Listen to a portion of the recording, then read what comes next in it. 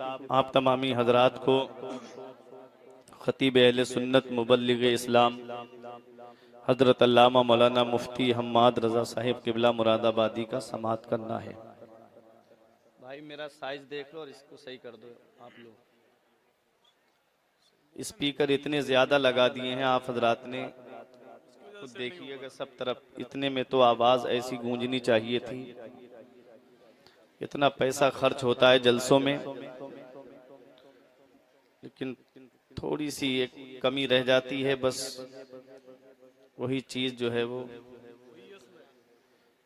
जलसे की जान है। अब हमारे पास बुजुर्गों वाली आवाज तो है नहीं जो बिना माइक के अजान देते थे तो खेतों पे आवाज सुनाई देती थी। हमारे दौर में तो ओरिजिनल चीज मिल ही नहीं रही, वो तो देसी घी खाते थे अपने दौर में, है ना हजरत। अब तो हम माइक से भी आवाज नहीं पहुंचा पाते। और वो बुजुर्ग थे हमारे, अल्लाह उनको हयात हैं तो लंबी उम्र अता फरमाए, चले गए हैं तो गरीब की रहमत फरमाए। बस थोड़ी सी देर आप हजरात मेरा साथ दें। ठीक है भैया, ऐसी कर दीजिए आप। कोई ज्यादा लंबी चौड़ी बातें मैं आपसे नहीं करूंगा, बस एक पैगाम पहुंचाऊंगा। एक हदीस पढ़ूंगा, पूरी तकरीर उसी हदीस पे करूंगा बस।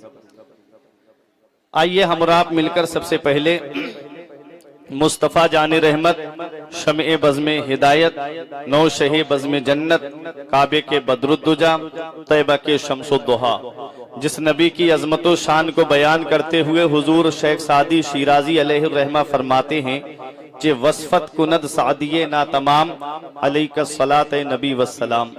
जिस नबी की अजमतो शान को बयान करते हुए मेरा इमाम फरमाता है, सरवर कहूँ के मालिको मौला कहूँ तुझे, सरवर कहूँ के मालिको मौला कहूँ तुझे, बागे खलील का गुले जेबा कहूँ तुझे, तेरे तो वस्फ ऐबे तनाही से है बरी, हैरा हूँ मेरे शाह मैं क्या क्या कहूँ तुझे। आखिर रजा ने खत्मे सुखन इस पे कर दिया, खालिक का बंदा खल्क का आका कहूँ तुझे। वो नबी जिनकी अजमत व शान को बयान करते हुए मेरे पीरो मुर्शिद हुजूर ताजुश शरिया फखरे अजहर फरमाते हैं, जहां में उनकी चलती है वो दम में क्या से क्या कर दें, जहां में उनकी चलती है वो दम में क्या से क्या कर दें, जमी को आसमां कर दें, सुरैया को सरा कर दें, फिजा में उड़ने वाले यूं न इतराएं निदा कर दें, वो जब चाहें जिसे चाहें उसे फरमा रवा कर दें। तमाम लोग मोहब्बत व अकीदत के साथ गुम्बदे खजरा की जानिब लो लगाकर दुरूद पाक की डालियां मोहब्बत की थालियों में सजाकर इस उम्मीद पे पेश करें कि जमाने से मुसलसल दर्द सुबह शाम मिलता है, दुरूद पाक पढ़ लीजिए बहुत आराम मिलता है। पढ़िए बावाज़े बुलंद, अल्लाहुम्मा सल्ली अला सय्यिदिना व मौलाना मुहम्मदिन व बारिक वसल्लिम सलातुम व सलामन अलैका या रसूल अल्लाह सल्लल्लाहु ताला अलैहि वसल्लम।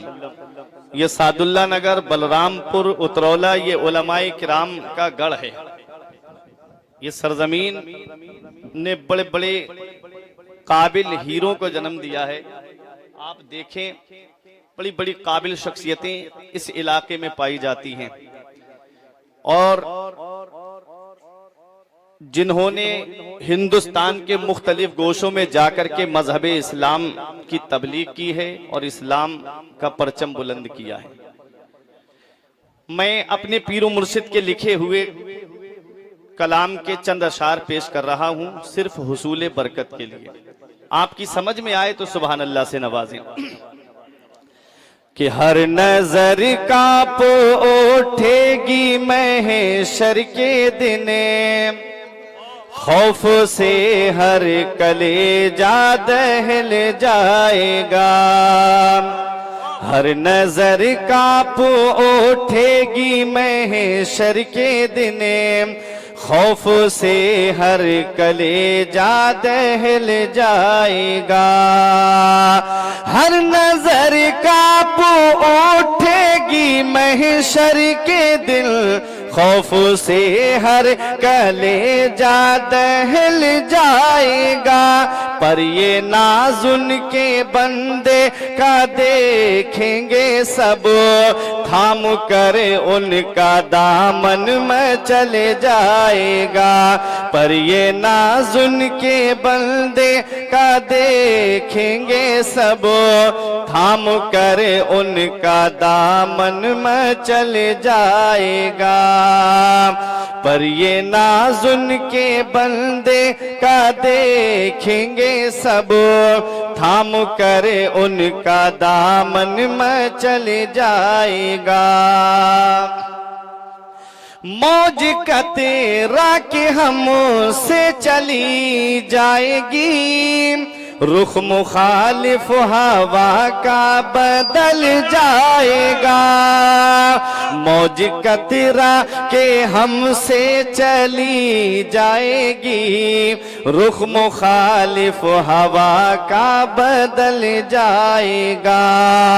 मौज कतरा के हमसे चली जाएगी, रुख मुखालिफ हवा का बदल जाएगा। जब इशारा करेंगे मेरे मुस्तफा, जब इशारा करेंगे मेरे मुस्तफा, अपना बेड़ा भंवर से निकल जाएगा। जब इशारा करेंगे मेरे मुस्तफा, अपना बेड़ा भंवर से निकल जाएगा। ताजुश शरिया का कलाम है, समात फरमाएं।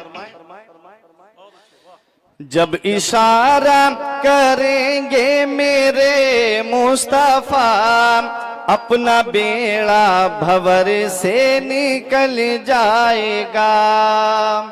और अपने आका पे कुर्बान जाएं। फरमाते रब सल्लिम वो फरमान वाले मिले, क्यों सताते हैं ऐ दिल तुझे वसवसे। रब सल्लिम वो फरमाने वाले मिले, क्यों सताते हैं ऐ दिल तुझे वसवसे। रब सल्लिम वो फरमाने वाले मिले, क्यों सताते हैं ऐ दिल तुझे वसवसे। पुल से गुजरेंगे हम वजद करते हुए, पुल से गुजरेंगे हम वजद करते हुए। कौन कहता है पाँव फिसल जाएगा, पुल से गुजरेंगे हम वजद करते हुए। कौन कहता है पाँव फिसल जाएगा। मक्ता समात फरमाए। पीर यूं तो बहुत है मगर आजकल, फख्रे अज़हर की चाहत का क्या पूछना। अख्तरे खस्ता क्यों इतना बेचैन है, तेरा आका शहंशाहे कौनैन है। अख्तरे खस्ता क्यों इतना बेचैन है, तेरा आका शहंशाहे कौनैन है। लो लगा तो सही शाहे लौला किसे, लो लगा तो सही शाहे लौला किसे। गम मसरत के सांचे में ढल जाएगा, हर नजर कांप उठेगी महशर के दिन। खौफ से हर कलेजा दहल जाएगा। दुरूद पाक पढ़ें। अल्लाहुम्मा सल्ली अला सय्यिदना व मौलाना मुहम्मदिन व बारिक वसल्लिम। सलातुम व सलामन अलैका या रसूल अल्लाह सल्लल्लाहु ताला अलैहि वसल्लम। हज़रात, एक शायर ने कहा था, तेरे आमाल ऐसे हों जहां में नाम हो जाए। आफाक भाई, तेरे आमाल ऐसे हों जहां में नाम हो जाए, तेरा हर लफ्ज उम्मत के लिए पैगाम हो जाए। बना किरदार को बेमिसल उस मंजिल पे पहुंचा दे, बना किरदार को बेमिसल उस मंजिल पे पहुंचा दे कि तुझको गैर देखे कायले इस्लाम हो जाए, कि तुझको गैर देखे कायले इस्लाम हो जाए। मैंने 28वें पारे की एक आयत करीमा तिलावत करने का शरफ हासिल किया। परवरदिगार आलम कुरान मजीद में इरशाद फरमाता है, या अय्युहल्लज़ीना आमनू, ऐ ईमान वालो, उ बचाओ, अनफुसकुम अपने आप को, व अहलीकुम और अपने घर वालों को, नारा जहन्नम की आग से। इस आयत करीमा में परवरदिगार आलम ने किसको हुक्म दिया? ईमान वालों को। ईमान वाले कौन हैं?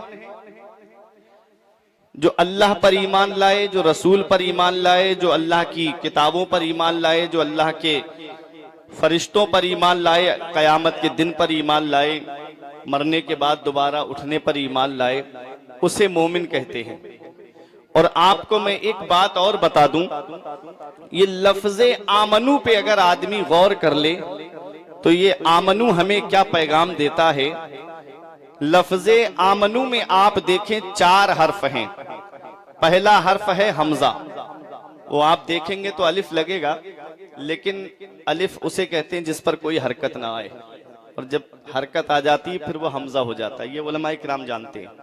पहला हर्फ है हमजा यानी अलिफ, आपको समझाने के तौर पे बोल रहा हूं। दूसरा हर्फ है मीम, तीसरा हर्फ है नून, चौथा हर्फ है वाव। ये आमनू हमें क्या पैगाम दे रहा है? हमजा यानी अलिफ कह रहा है अल्लाह को मानो, मीम कह रही है मोहम्मदुर रसूलुल्लाह को मानो, नून कह रहा है सारे नबियों को मानो, और वाव कह रहा है सारे वलियों को मानो। वाव कह रहा है सारे वलियों को मानो। हम अल्हम्दुलिल्लाह अहले सुन्नत वल जमात से ताल्लुक रखते हैं, मसलके आला हजरत पे चलते हैं, हम सारे वलियों को अपने सर का ताज समझते हैं, और यही कहते हैं कि ऐसी बुलंदियों के मीनारों पे जाइए, उठकर जमीन से चांद सितारों पे जाइए, अजमत जो चाहते हो मेरा मशवरा सुनो, अल्लाह के वली के मजारों पे जाइए। अजमत जो चाहते हो मेरा मशवरा सुनो, अल्लाह के वली के मजारों पे जाइए। तो अल्लाह ने कुरान में फरमाया, ऐ ईमान वालो, अपने आप को बचाओ और अपने घर वालों को बचाओ जहन्नम की आग से। मेरे आका ने इरशाद फरमाया, कुल्लुकुम राइन व कुल्लुकुम मसऊलुन अन रइयतिही। आका फरमाते तुम में हर शख्स जिम्मेदार है और हर शख्स से उसकी जिम्मेदारी के बारे में कयामत में पूछा जाएगा। आज आदमी ये सोचे कि सिर्फ मैं ही नमाज पढ़ता रहूं, बाप नमाज पढ़ता रहे, बेटों को नमाज के लिए ना कहे, तो इसका भी जवाब उसको कयामत में देना पड़ेगा। बड़ा भाई है, बड़ा भाई नमाज पढ़े, छोटे भाइयों से ना कहे तो बड़े को जवाब देना पड़ेगा कयामत के दिन। हर शख्स जिम्मेदार है। बाप औलाद का जिम्मेदार है, शौहर बीबी का जिम्मेदार है, हर शख्स जिम्मेदार है। हर शख्स से उसकी जिम्मेदारी के बारे में कयामत में पूछा जाएगा। अब आप मुझे ये बताओ, किसी के मकान में आग लग जाए, औलाद अंदर हो, तो क्या वो ये गवारा करेगा कि उसकी औलाद उसकी आंखों के सामने आग में जल जाए? कोई बाप गवारा कर पाएगा? कोई भाई गवारा कर पाएगा कि उसका भाई जो है उसकी निगाहों के सामने जल जाए? हरगिज गवारा नहीं करेगा। तो मुझे बताओ मेरे प्यारे मुसलमानों, तो कयामत के दिन बाप कैसे देख लेगा कि उसकी औलाद जहन्नम की आग में जल जाए? कयामत के दिन भाई कैसे देखेगा कि उसका भाई जहन्नम की आग में जल जाए? इसलिए दुनिया में रहो, खुद भी नेक काम करते रहो और अपनी औलाद को और अपने छोटे भाइयों को भी नेक काम करने का हुक्म देते रहो। अल्लाह ने कुरान में फरमाया, ऐ ईमान वालो, अपने आप को भी बचाओ और अपने घर वालों को भी जहन्नम की आग से बचाओ। लेकिन आज क्या हम सही माना में अपने आप को जहन्नम की आग से बचा पा रहे हैं? आज ये नौजवान इस प्रोग्राम में आए हुए हैं, इसीलिए मैंने आज इन नौजवानों को देख करके इस मौजू को इख्तियार किया है। वरना हमारे नौशाद भाई लिमरा एजेंसी वाले रास्ते में मुझसे कह रहे थे कि हजरत आज शबे मेराज है, आज शबे मेराज का जिक्र हो जाए। तो मैंने कहा अगर बीच में बात आ गई तो इंशाल्लाह करूंगा। खुसूसी खिताब जब आप खतीब अहले सुन्नत मुफ्ती हम्माद रजा साहिब किबला से समाअत करेंगे तो आप बखूबी हालात हाजरा के ताल्लुक से उनसे खिताब नायाब समाअत करके आज अपने ईमान को जिला बख्शेंगे। बस मेरी कुछ बातें आप सुन लीजिए, वो पैगाम है। वो पैगाम आप अपने दिल की तख्ती पे लिख करके ले जाइएगा। पैगाम क्या है, मैं इसी आयत के तनाजुर में पूरी तकरीर को करूंगा। क्या आज सही माना में हम अपने आप को अल्लाह से डर रहे हैं? अपने दिल पे हाथ रख करके आप हमें बताएं। अभी पता चल जाए कि सादुल्ला नगर चौराहे पर पुलिस मोटरसाइकिल की चेकिंग कर रही है या कार की चेकिंग हो रही है, आदमी बेफिक्र कार चला रहा है, जैसे ही पुलिस डिपार्टमेंट के लोगों पे नजर पड़ती है फौरन बेल्ट लगाना शुरू कर देता है। अगर घर से हेलमेट लगा के नहीं गया है वापस आएगा, हेलमेट लगाएगा, कागज अगर घर पे रह गए हैं तो कागज लेकर के जाएगा। ये एक इंसान है जो इंसान से इतना डर रहा है, ये एक बंदा है जो बंदे से इतना डर रहा है। हो सकता है उसकी नजर आपके ऊपर ना पड़े, हो सकता है कि आपकी गाड़ी का चालान ना कटे, हो सकता है कि आप बात करके उसके सामने से गुजर जाओ, लेकिन मुझे एक बात ये बता दो, क्या कोई ऐसी जगह है जहां तुम्हारा रब तुमको नहीं देख रहा है? कोई ऐसी जगह है जहां अल्लाह तुमको नहीं देख रहा है? आज बेअल्लाहाफ के अंदर मुंह करके चैटिंग करने वालों, जरा एक बार सीने पे हाथ रख के मुझे बताओ, क्या अल्लाह नहीं देख रहा है? ऐसी कौन सी जगह है जहां अल्लाह तुमको नहीं देख रहा है? अगर तुम लिहाफ के अंदर हो तब भी अल्लाह देख रहा है, तुम घर के अंदर हो तब भी अल्लाह देख रहा है, तुम घर के बाहर हो तब भी अल्लाह देख रहा है। उस रब से डरो, उस रब की पकड़ से डरो। ये प्यारे मुसलमानों, उस रब की पकड़ से डरो। आज हमारे पास तो कोई ऐसी नेकी नहीं, आज हमारे पास तो कोई ऐसा अमल नहीं कि हम सीना तान के कह दे कि हम जन्नत में जाएंगे, लेकिन उनकी जरा शान देखो जिन्हें दुनिया में जन्नती होने की बशारत मिली, जिन्हें दुनिया में जन्नती होने की खुशखबरी मिली। उनके खौफे खुदा का आलम यह है कि हजरत उस्मान गनी जब जब कब्रिस्तान के करीब से गुजरते, खड़े होके इतना रोते कि आंखों से आंसू बरसते, दाढ़ी भीग जाती, आंसू जमीन पे टपकने लगते। देखने वाले देखते और कहते, हुजूर आप इतना क्यों रोते हैं? आपका तो मर्तबा बुलंद है, आपकी तो शान बुलंद है, आपकी तो अजमत बुलंद है। अरे नबी की दो शहजादी आपके निकाह में आई हैं, ऐसा मकाम तो किसी को नहीं मिला, ऐसी अजमत तो किसी को नहीं मिली। आप जुन्नूरैन हैं, आप दो नूर वाले हैं।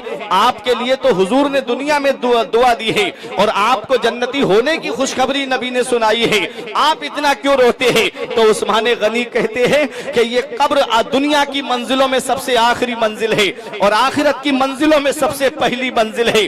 अगर कब्र के सवालों के जवाब में फंस गया तो आगे बड़ी सख्त मुश्किलें हैं, और कब्र के सवालों के जवाब दे दिए तो आगे बड़ी आसानियां हैं। अल्लाह अकबर। आज हम उस कब्र की काली कोठरी को याद करते हैं। आज जलसों में आएंगे तो मजे के तौर पे आएंगे, आज जलसों में आएंगे तो हंसी मजाक कौन ज्यादा कर रहा है वो सुनने के लिए आज हम आते हैं। इतना याद रखना नौजवानों, ये दुनिया चंद दिन की है, पता नहीं ये दुनिया छोड़ के कब हमें जाना पड़ जाए, इसलिए अपना नामे आमाल मुकम्मल कर लो। मस्जिद के दरवाजे आज भी तुम्हारे लिए खुले हैं। आज हमने देखा है कि मस्जिदें वीरान होती जा रही हैं, हमने सिनेमा घर आबाद कर दिए हैं। अभी चंद दिन पहले एक मूवी रिलीज हुई, आदमी 3-3 हजार के टिकट खरीद करके फिल्में देखने के लिए जा रहा है, और सुनने में आया था कि एक ने तो हॉल बुक कर लिया था 3 दिन के लिए। जरा मुझे ये बताओ प्यारे मुसलमानों, क्या इसी काम के लिए तुम दुनिया में आए थे? कब तक इस तरह से जिंदगी कटती रहेगी? कहीं ऐसा ना हो कि गाने सुन करके दुनिया से चले गए और आंख कब्र में जाकर के खुली तो कौन है जो तुम्हारे काम आएगा? मेरा इमाम पुकार के कहता है, उनको रहम आए तो आए, वरना वो कड़ी मार है क्या होना है। छुप के लोगों से किए जिसके गुनाह वो खबरदार है क्या होना है।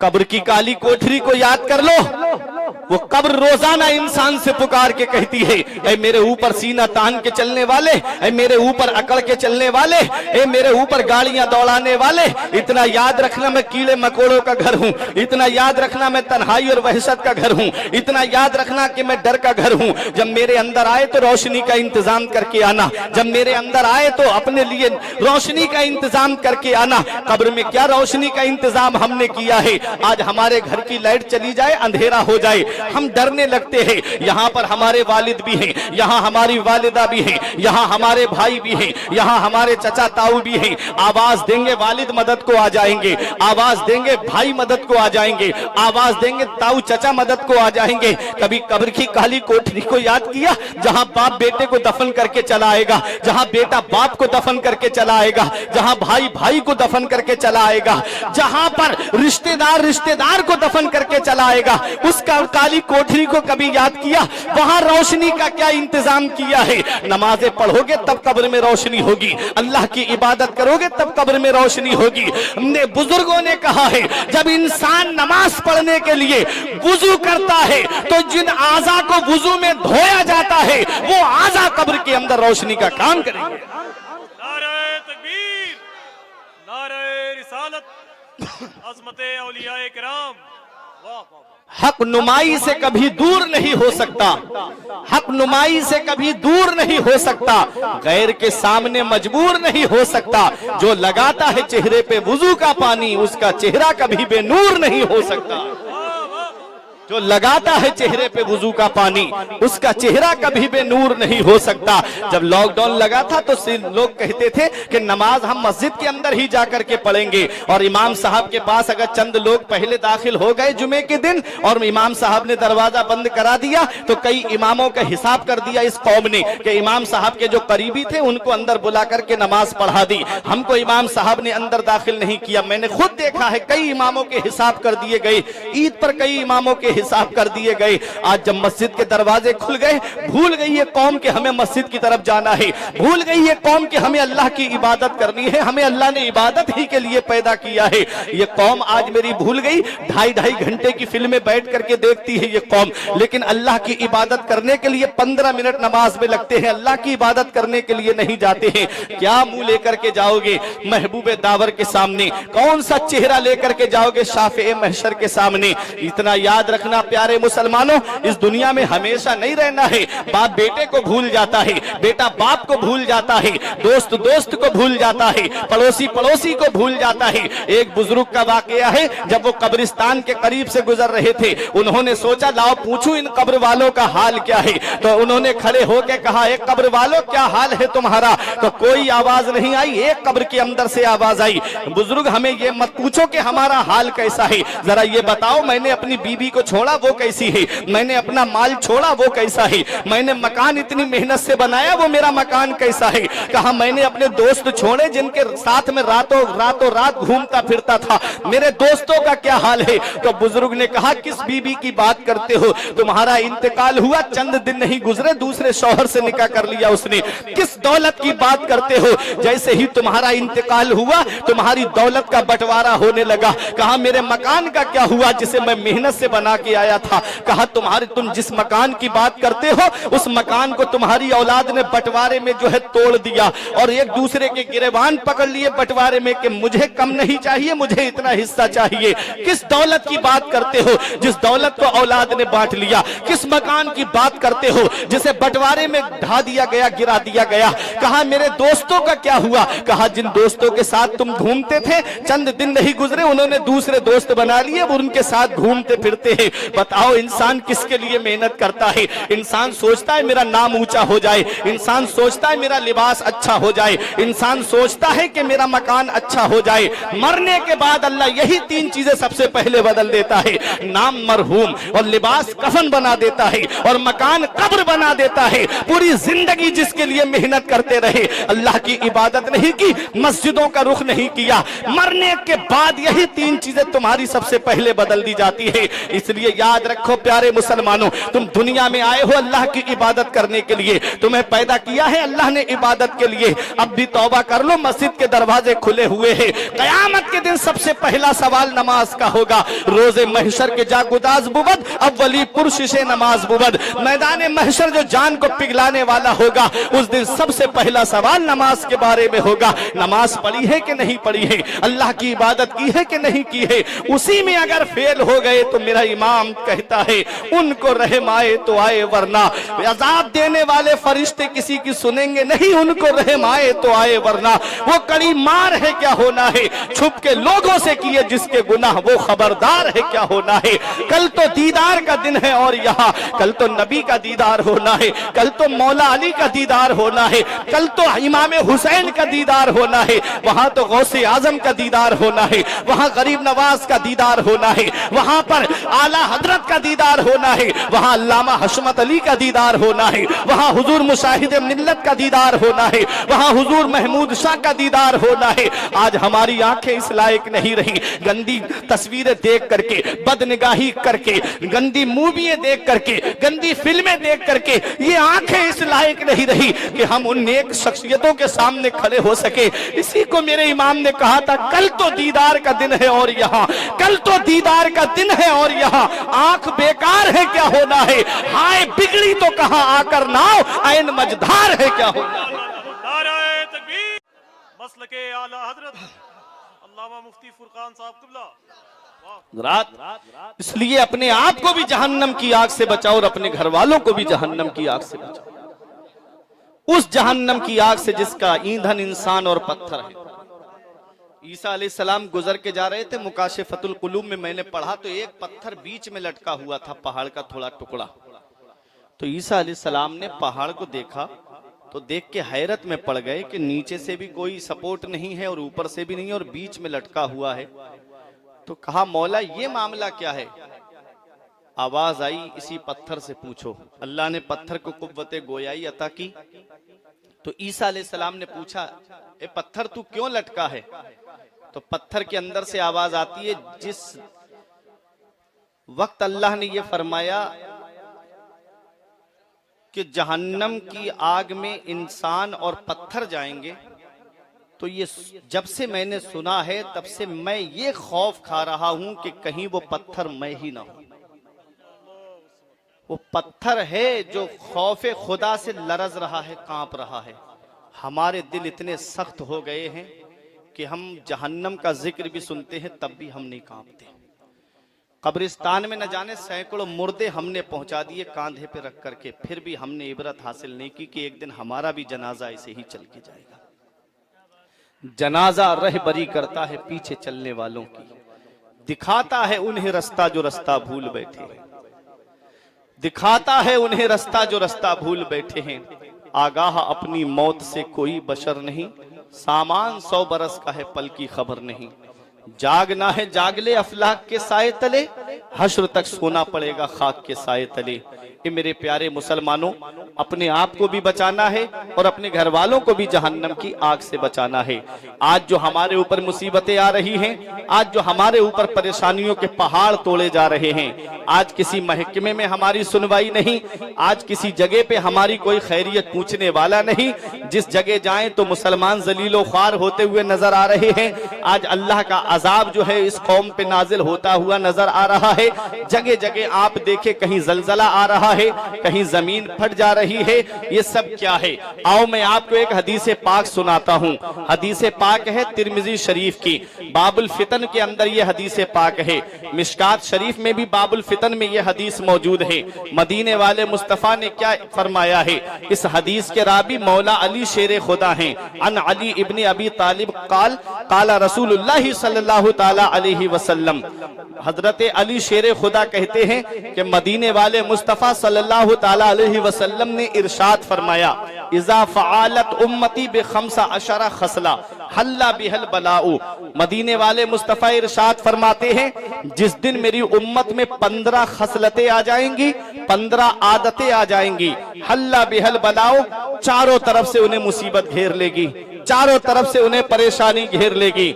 साहबाए किराम ने अर्ज किया, कीला वमा हुन्ना या रसूल अल्लाह, या रसूल अल्लाह वो 15 खसलतें क्या है?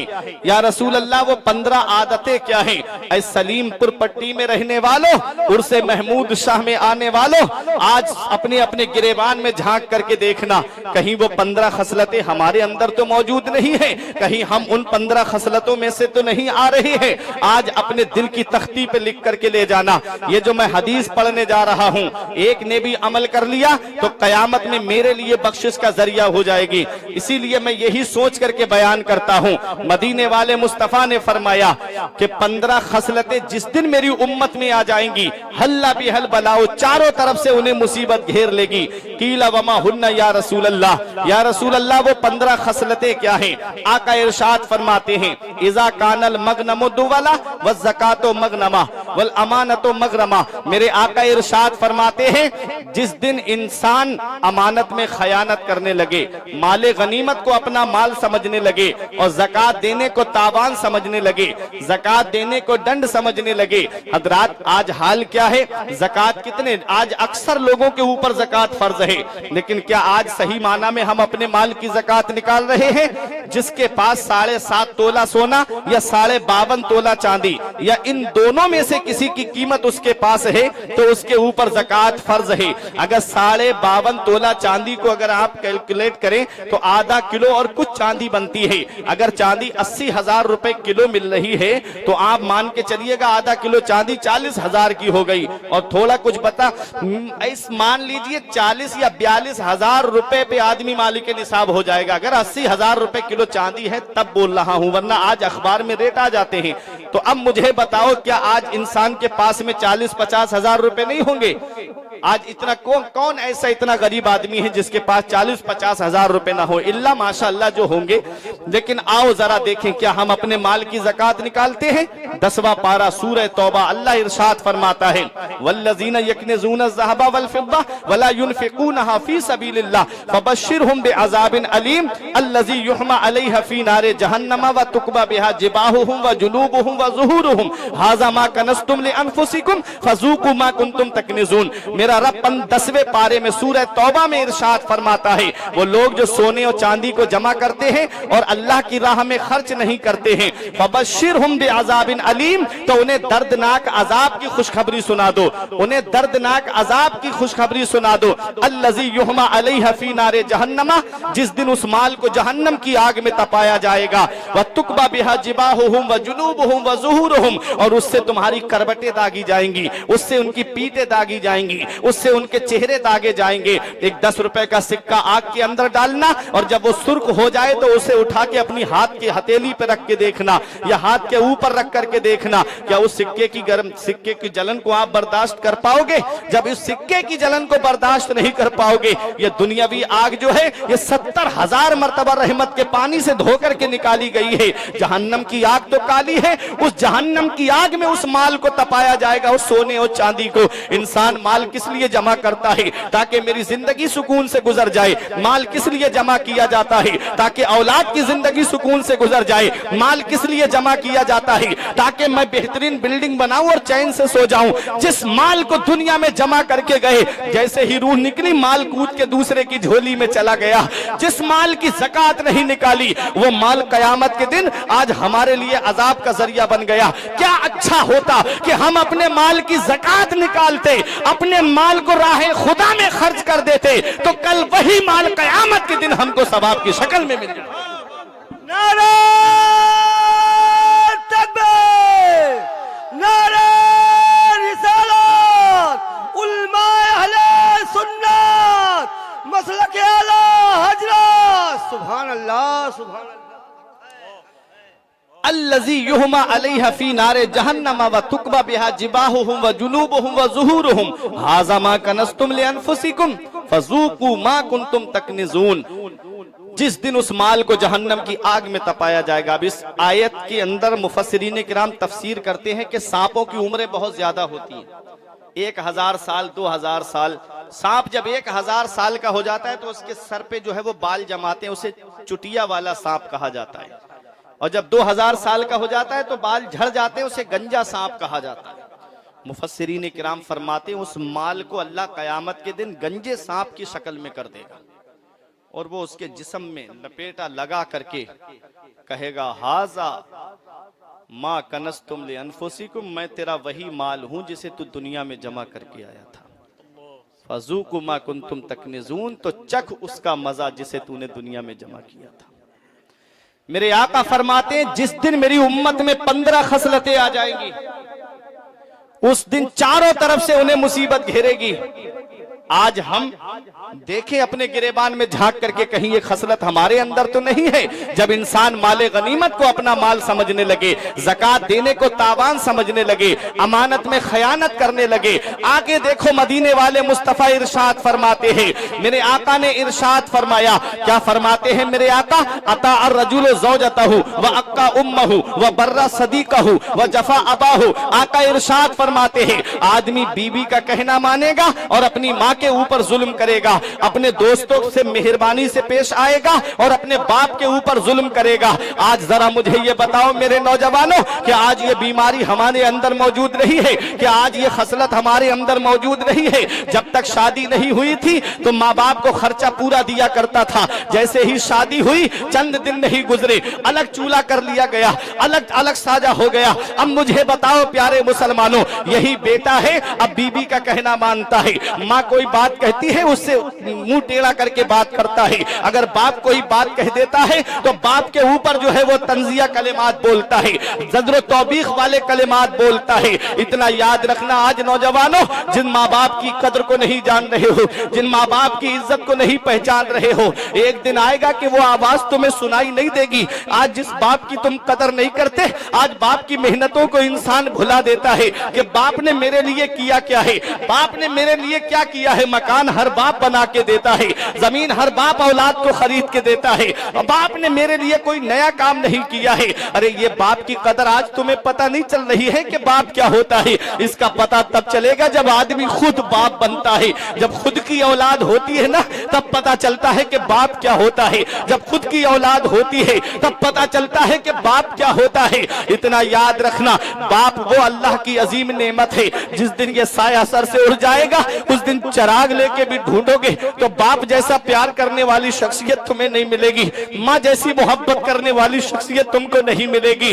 बाप क्या है तुमको देखना है तो कभी चले जाया करो रात के 2-3 बजे, कभी गोंडा बलरामपुर या उतरौला चले जाया करो और देखा करो रात में 3-3 बजे ऑटो रिक्शा लेकर के रिक्शा स्टैंड पे खड़ा होने वाला ये एक बाप ही तो है। मैंने पूछा था, बरेली शहर में एक रिक्शा चला रहे थे, बुजुर्ग थे। मैंने कहा चाचा इस उम्र में आप ये काम करते हो, इतनी मेहनत का काम क्यों करते हो? कहते मौलाना साहब अगर मैं रिक्शा नहीं चलाऊंगा तो मेरा बेटा फला कॉलेज में पढ़ रहा है, मेरा बेटा फला यूनिवर्सिटी में तालीम हासिल कर रहा है, मैं अपने बेटे की फीस कहां से भरूंगा, मैं अपने बेटे को पैसे कहां से ला करके दूंगा। आज वही बेटा तालीम पा गया, आज वही बेटा अपने वक्त का डॉक्टर या इंजीनियर बन गया, वो जाकर के शहर में रहने लगा।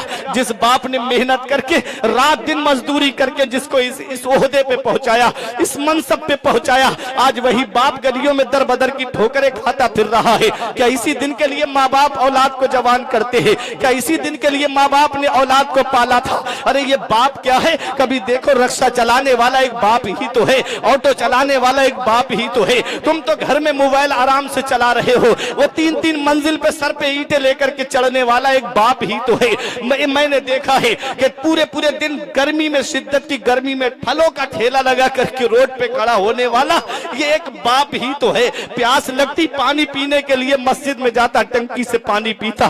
किसी ने कहा चाचा पानी की बोतल बराबर में दुकान से क्यों नहीं खरीद लेते? कहता है बेटा 20 रुपए बच जाएंगे, मेरे बच्चों की तालीम में काम आ जाएंगे, मेरे बच्चों की पढ़ाई में काम आ जाएंगे। आज उस बाप की कदर हम नहीं जान रहे हैं, आज उस बाप की मेहनतों को हमने भुला दिया है। ये सफेद दाढ़ी वाले बुजुर्ग जो बैठे हैं, ये देखो इनके हाथों की लकीरें देखना। मैंने अपने अब्बा से पूछा, अब्बा मेरे हाथ की लकीरें नजर आ रही है, तुम्हारे हाथ की लकीरें कहाँ चली गई? बोले बेटा तुम्हारी तकदीर बनाते बनाते हमारे हाथ की लकीरें मिट गई। बाप क्या नहीं करता है औलाद के लिए, बाप कौन सी कुर्बानी नहीं देता इस औलाद के लिए। आज वही औलाद जवान हुई, 4 पैसे क्या कमाने लगी, माँ बाप का बिस्तर घर से बाहर कर दिया, खुद के कमरे में एसी लगा है, खुद के कमरे में कमरा एयर कंडीशन रूम बना हुआ है, और बाप है कि झोपड़ी में रह के जिंदगी गुजार रहा है, बाप है कि टीनों में रह करके जिंदगी गुजार रहा है। मौलाना रूम फरमाते हैं पहली मोहब्बत माँ बाप की है जो दुनिया में बदला मांगती है। अगर तुमने अपने माँ बाप के साथ भलाई की तो तुम्हारी औलाद तुम्हारे साथ भलाई करेगी। अगर तुमने माँ बाप के साथ भलाई नहीं की तो बुढ़ापे में ये उम्मीद मत रखना कि तेरी औलाद तेरा सहारा हो। नारे तकबीर, नारे रिसालत, नारे रिसालत, अज़मते वालिदैन, मसलके आला हजरत। वाह वाह, बहुत अच्छे भाई, वाह। माँ बाप क्या है ये मदीने वाले मुस्तफा से पूछो। यमन के नौजवान सहाबी आए थे आका की बारगाह में, या रसूल अल्लाह मैं अपना घर छोड़ करके आया हूँ आपके पास में, या रसूल अल्लाह मैं वापस अपने घर नहीं जाऊंगा। मदीने वाले मुस्तफा ने इरशाद फरमाया कहाँ से आए हो? अर्ज किया आका यमन से आया हूँ। मदीने वाले मुस्तफा ने इरशाद फरमाया हल लका अबावाया, क्या तुम्हारे माँ बाप हयात है? क्या तुम्हारे माँ बाप जिंदा हैं? देखो कौन इंसान नहीं चाहता है कि वो मदीने में पहुंच जाए। आज हम पूरी जिंदगी रो रो के दुआएं कर रहे हैं, दिखा दे या इलाही वो मदीना कैसी बस्ती है जहां पर रात दिन मौला तेरी रहमत बरसती है। आज रो रो कर दुआएं करते हैं। हजरात जरा सोचो तो सही, मदीने शरीफ में जाना कौन नहीं चाहता है? और जो मदीना पहुंच जाए, तैबा से लौटना किसी आशिक से पूछिए, तैबा से लौटना किसी आशिक से पूछिए, ऐसा लगा कि रूह बदन से निकल गई। वो मदीने की सरजमीन जिसके बारे में मेरे आका फरमाते हैं जिससे हो सके मदीने में मरे तो वो मदीने ही में मरे, क्योंकि जो मदीने में मरेगा नबी फरमाते मैं उसकी शफाअत करूंगा। हजरात वो मदीने की सरजमीन है जिसके बारे में मेरे आका फरमाते हैं मदीने की मिट्टी में शिफा है। अल्लामा हसन फरमाते आला हजरत के भाई न हो आराम जिस बीमार को सारे जमाने से, न हो आराम जिस बीमार को सारे जमाने से, उठा ले जाए थोड़ी खाक उनके आस्ताने से।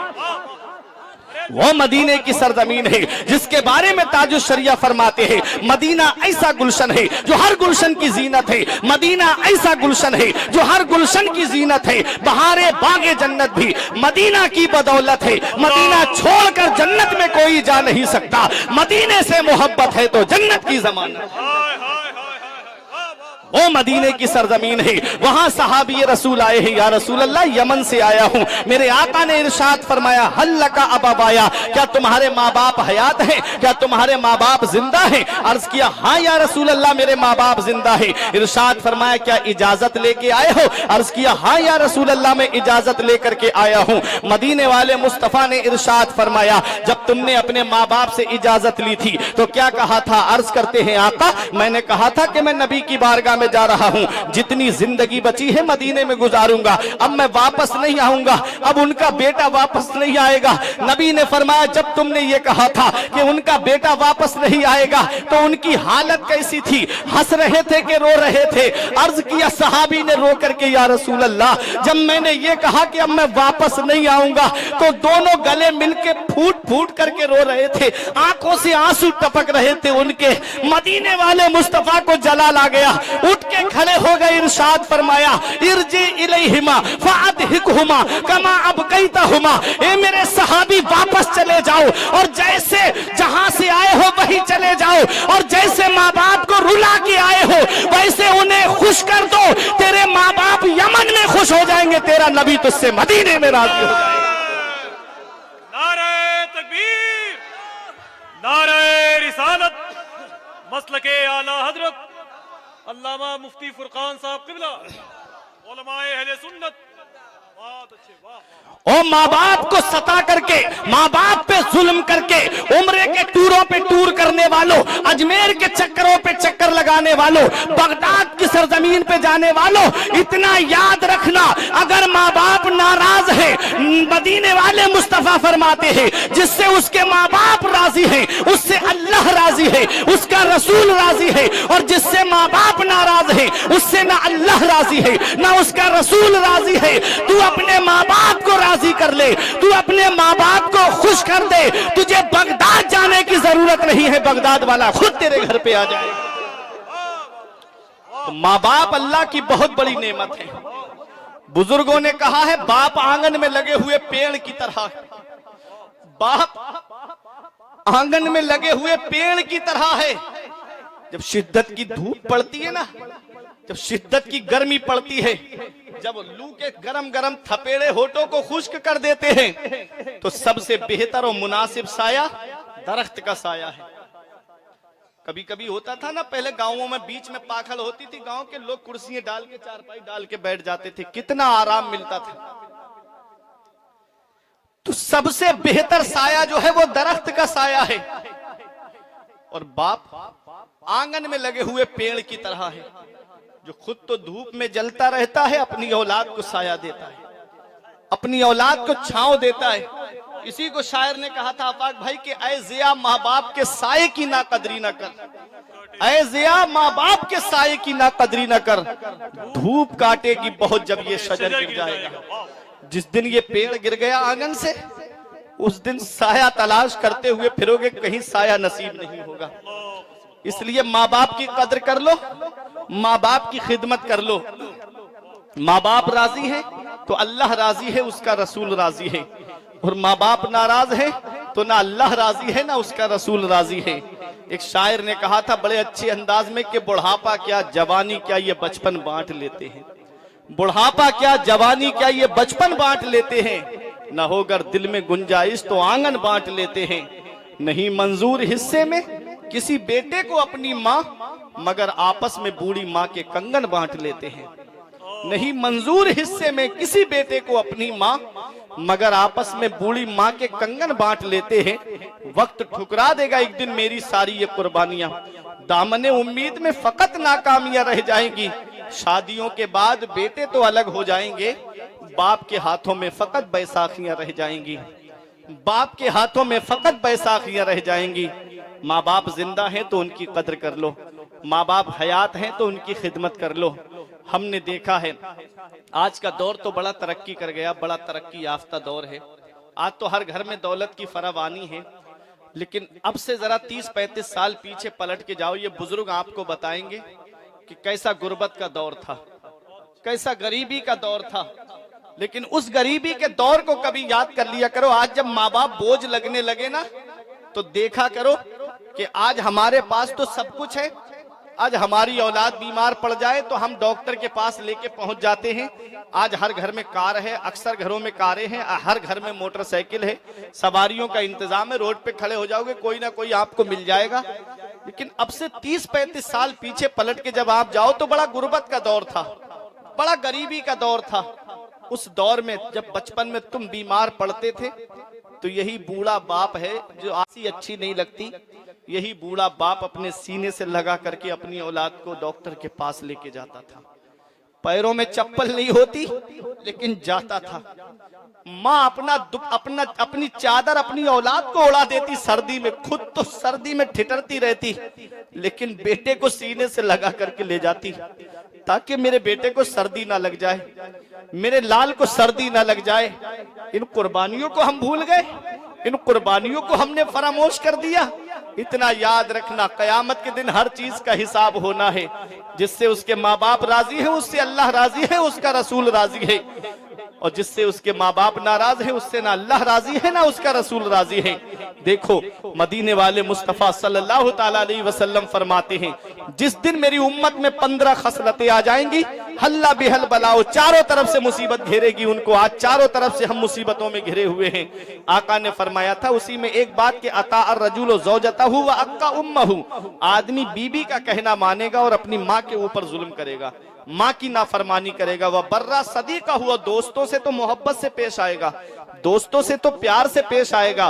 वह जफा अबाहु, अपने बाप पे जुल्म करेगा, अपने बाप को सताएगा, दोस्तों से तो मोहब्बत से बोलेगा और बाप के ऊपर जुल्म करेगा। आज ये बीमारी भी मेरे मुआशरे में पाई जाती है, आज ये बीमारी भी अक्सर लोगों के अंदर पाई जाती है। आगे देखो मदीने वाले मुस्तफा ने क्या फरमाया।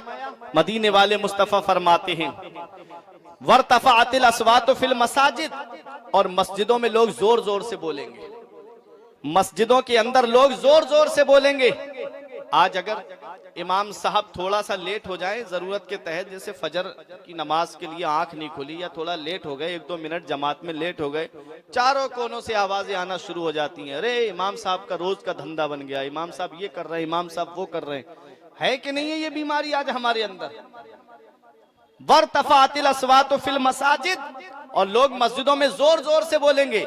आज भी लोग पंचायतें लगाते हैं, मस्जिद के अंदर बैठ जाएंगे चारों तरफ से और बैठ करके दुनियावी बातें करेंगे। मस्जिद के अंदर दुनियावी बात करना मुतलकन हराम है, ये उलमाए किराम आपको बताएंगे। इनसे आप पूछिएगा, अगर कोई मसला भी आपको किसी को बताना है तो उसके कान में जाकर के बताइए, जोर से बोलने का हुक्म नहीं है। ये मस्जिद का अदब है, ये मस्जिद का अदब। आज हम मस्जिदों के अंदर जोर जोर से बोल रहे हैं, ये बीमारी भी मेरे कौम के अंदर पाई जाती है, मेरे मुआशरे के अंदर पाई जाती है। सुने देखे आज कितनी बीमारियां हैं हमारे अंदर, फिर रोना रोया जाता है कि हुकूमत हमें सता रही है, फला हमारे ऊपर जुल्म कर रहा है। जब भी मैं कहता हूं या अल्लाह मेरा हाल देख, हुक्म होता है अपना नामा आमाल देख।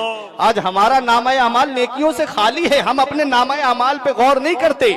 मस्जिदें सूनी पड़ी है हमारी और हमने सिनेमा हॉल आबाद कर दिए हैं। इस कौम की अमीरी देखना है तो इस कौम की शादियां देख लो, इस कौम की अमीरी देखना है तो इसके शौक को देख लो, और अगर इस कौम की गरीबी को देखना है तो इसके मदरसे देख लो और इसकी कौम के मस्जिद के इमाम देख लो। आज अगर मदरसे के लिए कहा जाए तो ये कौम खड़े होकर कहती मौलाना साहब काम नहीं चलता है, कारोबार नहीं चल रहा है, कहां से हम मदरसे में खर्च करें। और अभी इनके यहाँ पर शादी ब्याह का मौका आ जाए तो अगर एक 50,000 की डांस पार्टी लाया है तो दूसरा कहेगा मुझे 1 लाख की लेकर के आना है। ये इसके शौक है। इतना याद रखना प्यारे मुसलमानों, जिस रब ने तुम्हें दौलत दी है वो रब तुमसे दौलत छीन भी सकता है। जिस रब ने तुम्हें आज इस मंजिल पे पहुंचाया है वो रब तुमको उस मंजिल से नीचे भी ला सकता है। इसलिए उस रब की पकड़ से डरो।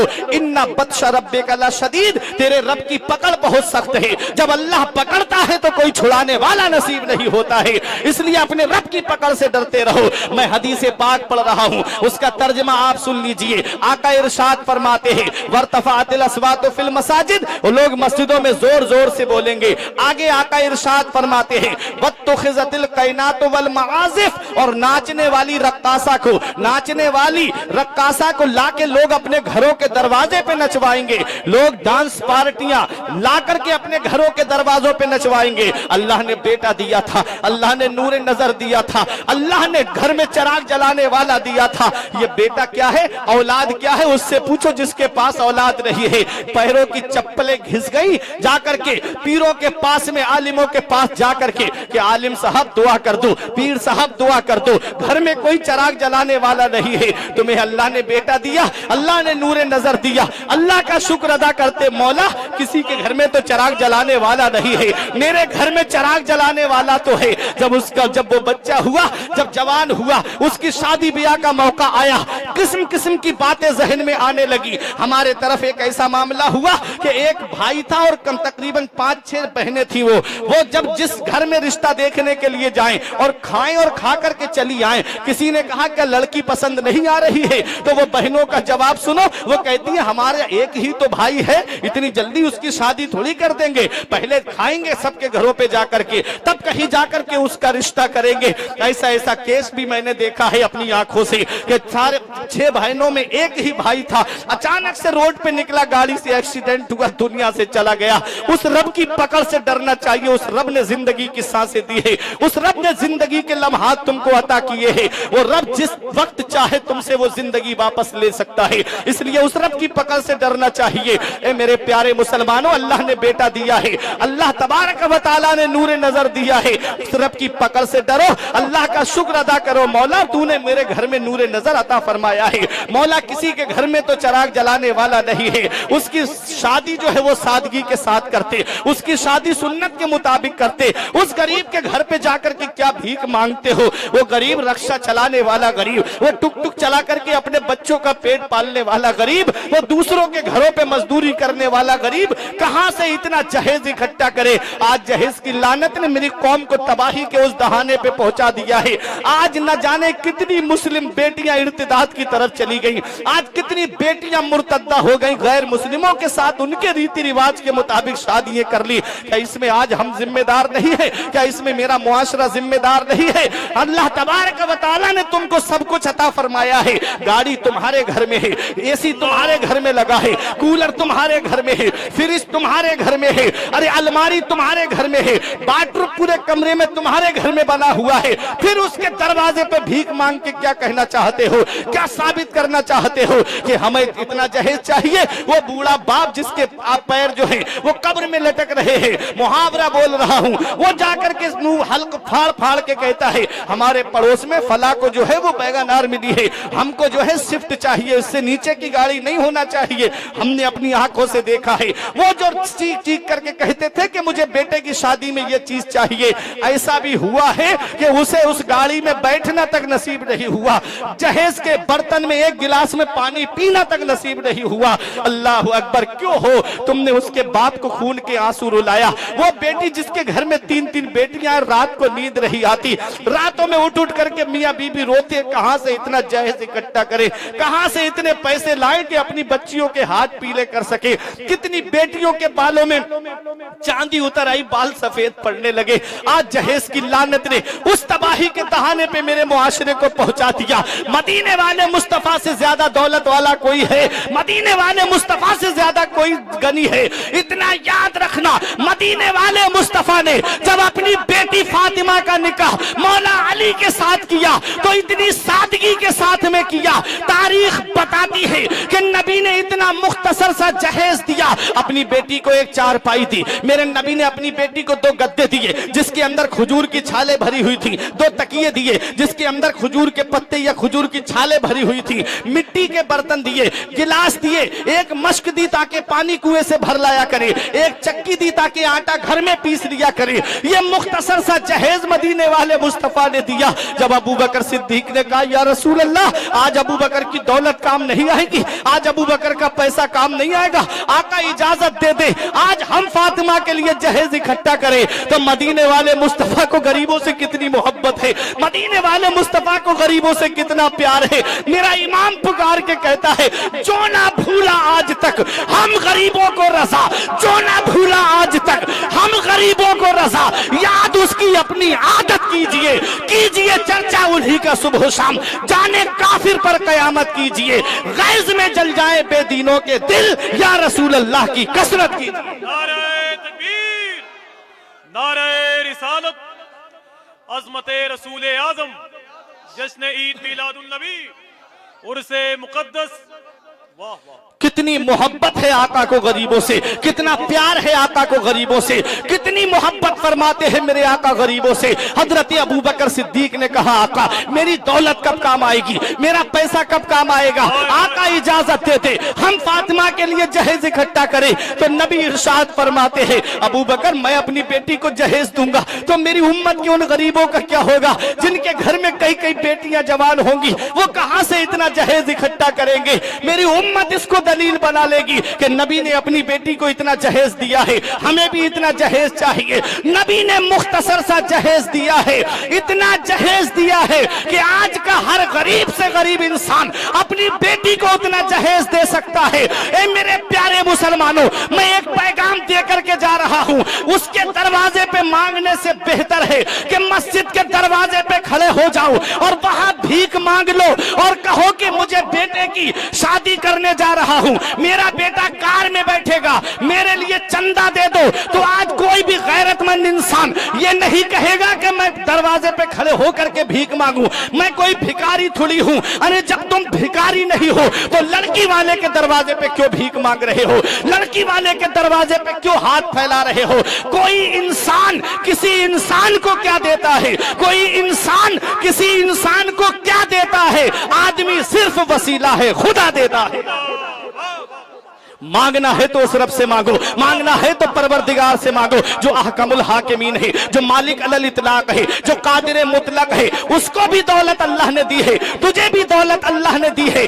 उसके दरवाजे पे नहीं जाना है, मस्जिद के दरवाजे पे आओ, अल्लाह की इबादत करो मस्जिद के अंदर दाखिल हो करके और रब की बारगाह में झुक करके कहो, मौला तूने मुझे बेटा अता फरमाया है, मौला तेरा शुक्र है, मौला मैं सादगी के साथ निकाह कर रहा हूं अपने बेटे का, मौला इस निकाह में तू बरकत अता फरमा दे। अल्लाह कुरान में फरमाता है, व अनकिहुल अयामा मिनकुम, अल्लाह इरशाद फरमाता है तुम अपने बच्चों के निकाह कर दो, जब वो बालिग हो जाए तो उनकी शादी कर दो। लड़का है तो उसका निकाह कर दो, लड़की है तो उसका निकाह कर दो। इन अंतुमुल फुकरा, अगर वो गरीब है युगनीहिमुल्लाहु मिन फज़लिही, अगर वो गरीब है तो अल्लाह अपने फजल से उनको मालदार कर दे। निकाह करना तुम्हारा काम है, मालदार करना अल्लाह का काम है। बंदे के देने से पूर नहीं पड़ती, चंद दिन में वो खत्म हो जाता है मामला। जहेज में दीमक लग जाती, पीछे से सब खोखला कर देती, चंद दिन में मिट जाती है वो चीज। उस रब से मांगो और रब देगा तो नस्लों तक चीजें बाकी रहेंगी। कोई इंसान किसी इंसान को क्या देता है?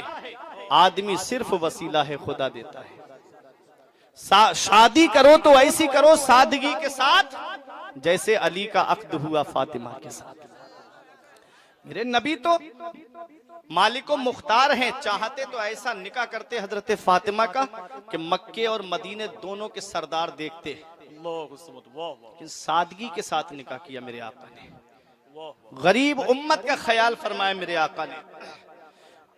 अब गरीबों परेशान होने की जरूरत नहीं। कोई अमीर तुम्हारे सामने ये जिक्र करे कि मैंने अपनी बेटी को उतना दिया है जितना फला वजीर ने अपनी बेटी को दिया था या फला नेता ने अपनी बेटी को दिया था, तो गरीब परेशान मत होना। तू सीना तान के ये कह देना कि तूने अपनी बेटी को उतना दिया है जितना फला वजीर ने अपनी बेटी को दिया है या फला नेता ने अपनी बेटी को दिया है। अरे मैंने उतना दिया है अपनी बेटी को जितना मदीने वाले मुस्तफा ने अपनी बेटी को दिया है। तेरे लिए वो अमीर का तरीका मुबारक हो, मेरे लिए नबी की सुन्नत मुबारक हो। शादी करो तो ऐसी करो सादगी के साथ जैसे अली का अक्द हुआ फातिमा के साथ। हजरात, तो आज जहेज की लानत ने आज न जाने कितनी बेटियों की जिंदगी को बर्बाद कर दिया। और उन बेटियों की शादी बाप बेचारा जैसे तैसे जहेज जमा करके निकाह कर भी देता है, तो बाद में उसे बड़ी परेशानियों का बेटी को सामना करना पड़ता है।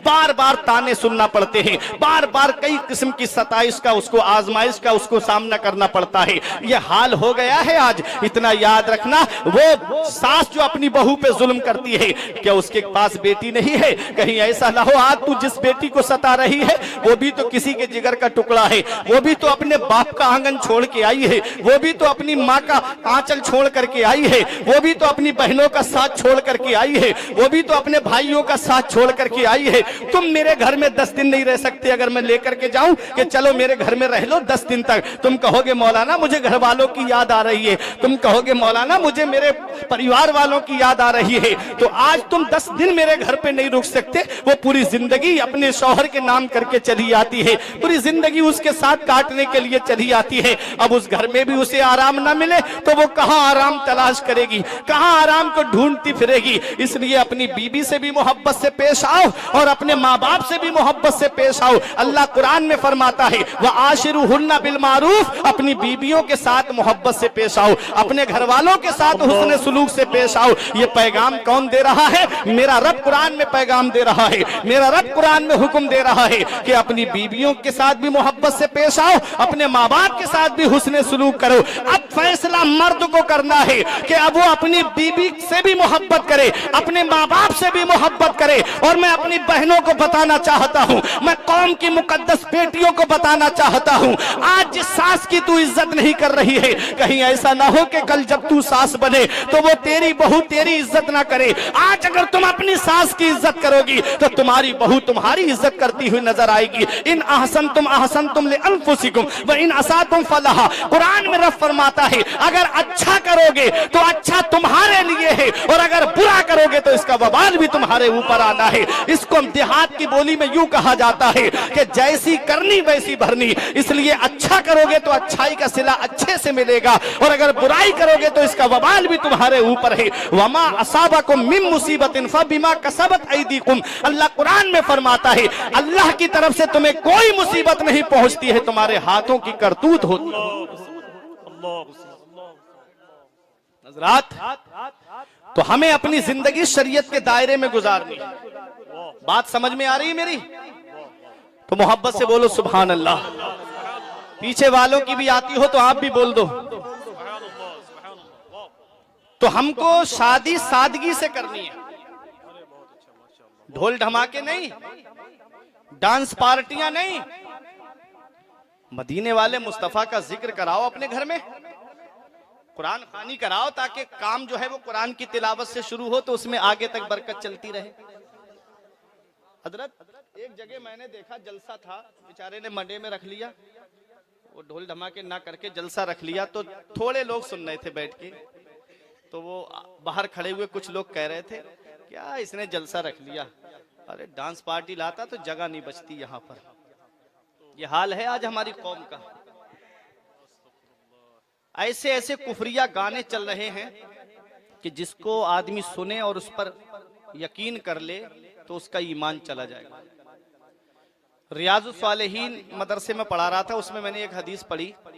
मेरे आका इरशाद फरमाते, मेरी उम्मत पे एक वक्त ऐसा आएगा कि वो सुबह को मोमिन होंगे तो शाम को काफिर हो जाएंगे, शाम को मोमिन होंगे तो सुबह को काफिर हो जाएंगे। कानों में ब्लूटूथ लगा ली, कानों में एयरफोन लगा ली, गाने चल रहे हैं, बाइक से जा रहा है। एक बात मुझे सिर्फ सीने पे हाथ रख के बता देना मेरे नौजवानों, खुदा ना खास्ता कुरान में है कि कोई शख्स नहीं जानता कि वो कब और कहां मरेगा, किसकी उम्र कितनी है ये भी नहीं जानता। एक बात मुझे ये बता दो कि कुफरिया गाने सुनते हुए अगर मौत आ गई तो फिर कब्र में कौन है जो तुम्हारे काम आएगा? नबी ने अपना चेहरा अनवर फेर लिया तुमसे, तो कब्र में कौन है जो तुम्हारे काम आएगा? इसी को मेरे इमाम ने कहा था ना कि उनको रहम आए तो आए, वरना वो करीम मार है क्या होना है। छुप के लोगों से किए जिसके गुनाह, वो खबरदार है क्या होना है। जो इंसान, बुजुर्ग कहते हैं कि जो इंसान जिस हालत में मरता है कयामत में उसी तरह से उठाया जाएगा। बताओ, गाने सुनकर के मर गए तो क्या होगा फिर? ये दुनिया में हमेशा रहना नहीं है, चंद दिन दुनिया में रहना है। नेक अमल करके दुनिया में रहो। इस हाल में जिंदगी गुजार के दुनिया से जाओ। ये मत देखो मोहल्ले वाले क्या कह रहे हैं, ये मत देखो खानदान वाले क्या कह रहे हैं, ये मत देखो तुम्हारे पड़ोसी क्या कह रहे हैं। अरे जमाना खफा है तो क्या गम है इसका। रिहाने मिल्लत कहते हैं जमाना खफा है तो क्या गम है इसका। जमाने को ठोकर लगाए चला जा, जमाना ही एक दिन तेरे साथ होगा, तू आका को अपने मनाए चला। जमाना ही एक दिन तेरे साथ होगा, तू आका को अपने मनाए चला जा। 50 किलो का वेट उठाना जिम में बहादुरी नहीं है, फजर के वक्त में लिहाफ हटा देना ये सबसे बड़ी बहादुरी का काम है। इतना याद रखना नौजवानों, पर गाड़ी तेज दौड़ाना बहादुरी का काम नहीं है, बल्कि अल्लाह की इबादत करना ये बहादुरी का काम है। मस्जिद के अंदर आ जाओ, अपने रब की इबादत करो, और जब दुनिया से जाना हो तो इस हाल में दुनिया से जाना कि मोहल्ले के लोग ये कहे कि लोग गाने सुन के दिल बहलाते थे, ये कुरान की तिलावत करके दिल बहलाता था, उसका जनाजा जा रहा है। 5 वक्त के नमाजी का जनाजा जा रहा है। जब इस तरह से दुनिया से जाओगे, मैंने देखा है जो जुआ खेल के मरता है उसका नाम मिटा दिया जाता है, जो शराब पी करके मरता है उसका नाम मिटा दिया जाता है, अरे जो चुगली करके मरता है उसका नाम दुनिया से खत्म हो जाता है, और जो नमाजें पढ़ के दुनिया से जाता है वो लोगों की जुबानों पे जिंदा रहता है। जो नमाज रोजे रख के दुनिया से जाता है लोग उसका जिक्र चौराहों पे करते हैं। जो अच्छे काम करके दुनिया से जाता है उसे लोग हमेशा याद करते रहते हैं। अब इख्तियार तुम्हें है कि तुमको लोगों की जुबानों पे रहना है या मिट जाना है। इमाम गजाली फरमाते हैं लोग मरने के बाद में कब्र में चले जाते हैं, अच्छा इंसान लोगों के दिलों में चला जाता है। इस हाल में दुनिया से जाना मेरे नौजवानों और बुजुर्गों कि जब जनाजा उठे तो यही कहा जाए कि लहिद में इश्क रुखे शह का दाग लेके चले, लहिद में इश्क रुखे शह का दाग लेके चले, अंधेरी रात सुनी थी चराग लेके चले। नारे तकबीर, नारे रिसालत, मसलके आला हजरत और से मुकद्दस। वाह वाह, बहुत अच्छा हजरात। तो देखें बहुत अच्छे भाई, वाह। आज सल्लम इरशाद फरमाते हैं वत्तुखिज़तिल कैनात वल मआज़िफ, नाचने वाली रक्कासा को लाकर के लोग घरों के दरवाजे पे नचवाएंगे। कभी कभी मुझे हैरत होती है, एक चीज और मैं आज बता के जाता हूं, साफ करके जाता हूं। अभी एक जगह उर्स हो रहा था, वहां उर्स में अल्लाह के वली का उर्स है। इनको पर्दा किए हुए कितने साल गुजर गए, कोई बता सकता है?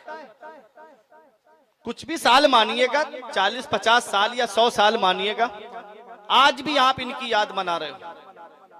दुनिया से जाने वाले तो बहुत हैं, किसी का बेटा दुनिया से जाता है, किसी का बाप दुनिया से जाता है, किसी का भाई दुनिया से जाता है, किसी का रिश्तेदार दुनिया से जाता है, लेकिन कितना याद किया जाता है। औलाद अगर वफादार है तो 40 में तक याद कर लेती है, और वफादार है तो बरसी में याद कर लेती है। फिर उसके बाद धीरे धीरे आहिस्ता आहिस्ता वो याद मिटती चली जाती है, फिर इंसान भूलता चला जाता है।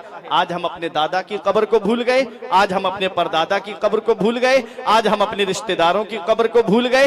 लेकिन क्या वजह है कि आज भी लोग हुजूर महमूद शाह को याद कर रहे हैं? आज भी आप हजारों की तादाद में यहाँ जमा होकर के हमारे उलमाए किराम के बयानात को सुनने के लिए यहाँ पर जमा हो गए हो। वजह क्या है? सांसें तुम्हारे पास भी हैं, 2 आंखें तुम्हारे पास भी हैं, 2 आंखें उनके पास थी, 2 पैर तुम्हारे पास हैं, 2 पैर उनके पास थे, 2 हाथ तुम्हारे पास हैं, 2 हाथ उनके पास थे, 2 कान तुम्हारे पास हैं, 2 कान उनके पास थे, 1 जुबान तुम्हारे पास है, 1 जुबान उनके पास थी। लेकिन वजह क्या है कि लोग उनको याद कर रहे हैं और हमारे यहाँ से अजीज चले जाए हम उन्हें भूल जाते हैं। वजह क्या है? वजह यही है कि जो अल्लाह का हो जाता है, मन काना लिल्लाही कान अल्लाहु लहू, जो अल्लाह का हो जाता है फिर सारी खुदाई उसकी हो जाती है। जो नमाजें पढ़ के जाता है लोग उसे याद करते हैं, जो नेक काम करके दुनिया से जाता है लोग उसे याद करते हैं। इसलिए ऐ मेरे प्यारे मुसलमानों, इस दुनिया में हमेशा रहना नहीं है, अच्छे काम करके दुनिया से जाओ। इल्मी साहब फरमाते हैं, याद रख हर आन आखिर मौत है, बंतु मत अनजान आखिर मौत है। मरते जाते हैं हजारों आदमी, आकिलो नादान आखिर मौत है। बारहा इल्मी तुझे समझा चुके, मान या मत मान आखिर मौत। अच्छे काम करके दुनिया से जाना है, अच्छे अमल करके हमें दुनिया से जाना है, नेक अमल करके हमें दुनिया से जाना है। अब आओ, जो मैं हदीस पढ़ रहा था, आका फरमाते, वही हदीस पे मैं बात कर रहा हूं। एक ही हदीस पढ़ूंगा, उसके अलावा तकरीर आगे नहीं बढ़ाऊंगा। देखो आका फरमाते, वत्तुखिज़तिल कैनात वल मआज़िफ, नाचने वाली रक्कासा को ला करके लोग घरों के दरवाजे पे नचवाएंगे। Dance party. आज अगर कोई छत पे चढ़ करके किसी के घर में झांक जाए तो वो लड़ने के लिए तैयार हो जाता है कि तेरी हिम्मत कैसे हुई मेरे घर में झांका, मेरी बहन बैठी है, मेरी बेटी बैठी है। लेकिन उस वक्त में गैरत कहाँ चली जाती है जब वो डांस पार्टी को माँ भी देख रही है, बहन भी देख रही है, रिश्तेदार भी देख रहे हैं। उस वक्त गैरत कहाँ चली जाती है? मज़ारात पे उर्स के नाम पे वो गुंडागर्दी चल रही है। कह दो तो साहब ये कौम कहती है कि मौलवी जो है वो इस तरह की बातें करते हैं। बताओ, थोड़ी देर के लिए सीने पे हाथ रख के बताओ, इन्होंने तो अपनी जिंदगी अल्लाह की इबादत करके गुजार दी, अपने रब को याद करके जिंदगी को गुजार दिया। उनके आस्ताने पे ला करके मुकाबले कराए जा रहे हैं, वो फहिश शायरी, वो गंदी शायरी। आप देखो ये सारी चीजें नेट पे मौजूद हैं, कोई आपको ज्यादा उलझन में डालने वाली नहीं है। वो अय्याशियां चल रही हैं स्टेज पर कि आप देखो, वो उधर से शायरी, वो उधर से शायरी का जवाब दे रहा है, वो उधर से शायरी कर रही है, वो उसका जवाब दे रहा है। ऐसी गंदी शायरी अगर आपके सामने बोल दी जाए, लड़ने के लिए तैयार हो जाओगे। उस वक्त आदमी सुनता है। इतना याद रखना, हुजूर निजामुद्दीन औलिया की बारगाह में एक अल्लाह के वली आराम कर रहे हैं जिनका नाम है हजरत इब्राहिम एरजी रहमतुल्लाह अलैह। आज उनका आस्ताना बंद कर दिया उन लोगों ने। ये वो हैं जिनके बारे में आला हजरत ने कहा था, बहरे इब्राहिम हम पर नारे गम गुलजार कर, भीख दे दाता भिकारी बादशाह के वास्ते। इतने बड़े अल्लाह के वली, अल्लाह के बंदे, बड़े पाए के बुजुर्ग हैं। ये हाजिरी देने के लिए गए कहाँ? हुजूर ख्वाजा कुतुबुद्दीन बख्तियार काकी के मजार शरीफ पे। कहते हैं जब मैं हाजिरी देने के लिए वहां पर बैठा तो एक साहिब दिल शख्सियत आए, एक बुजुर्ग आए। वो कब्र के हालात को जान लेते थे जमीन के नीचे का। तो हजरत इब्राहिम एरजी रहमतुल्लाह अलैह ने उनसे पूछा, इस वक्त ख्वाजा कुतुब कहाँ हैं? ख्वाजा कुतुबुद्दीन बख्तियार काकी कहाँ हैं? उनके मजार पे कव्वाल जो हैं वो कव्वाली पढ़ रहे थे।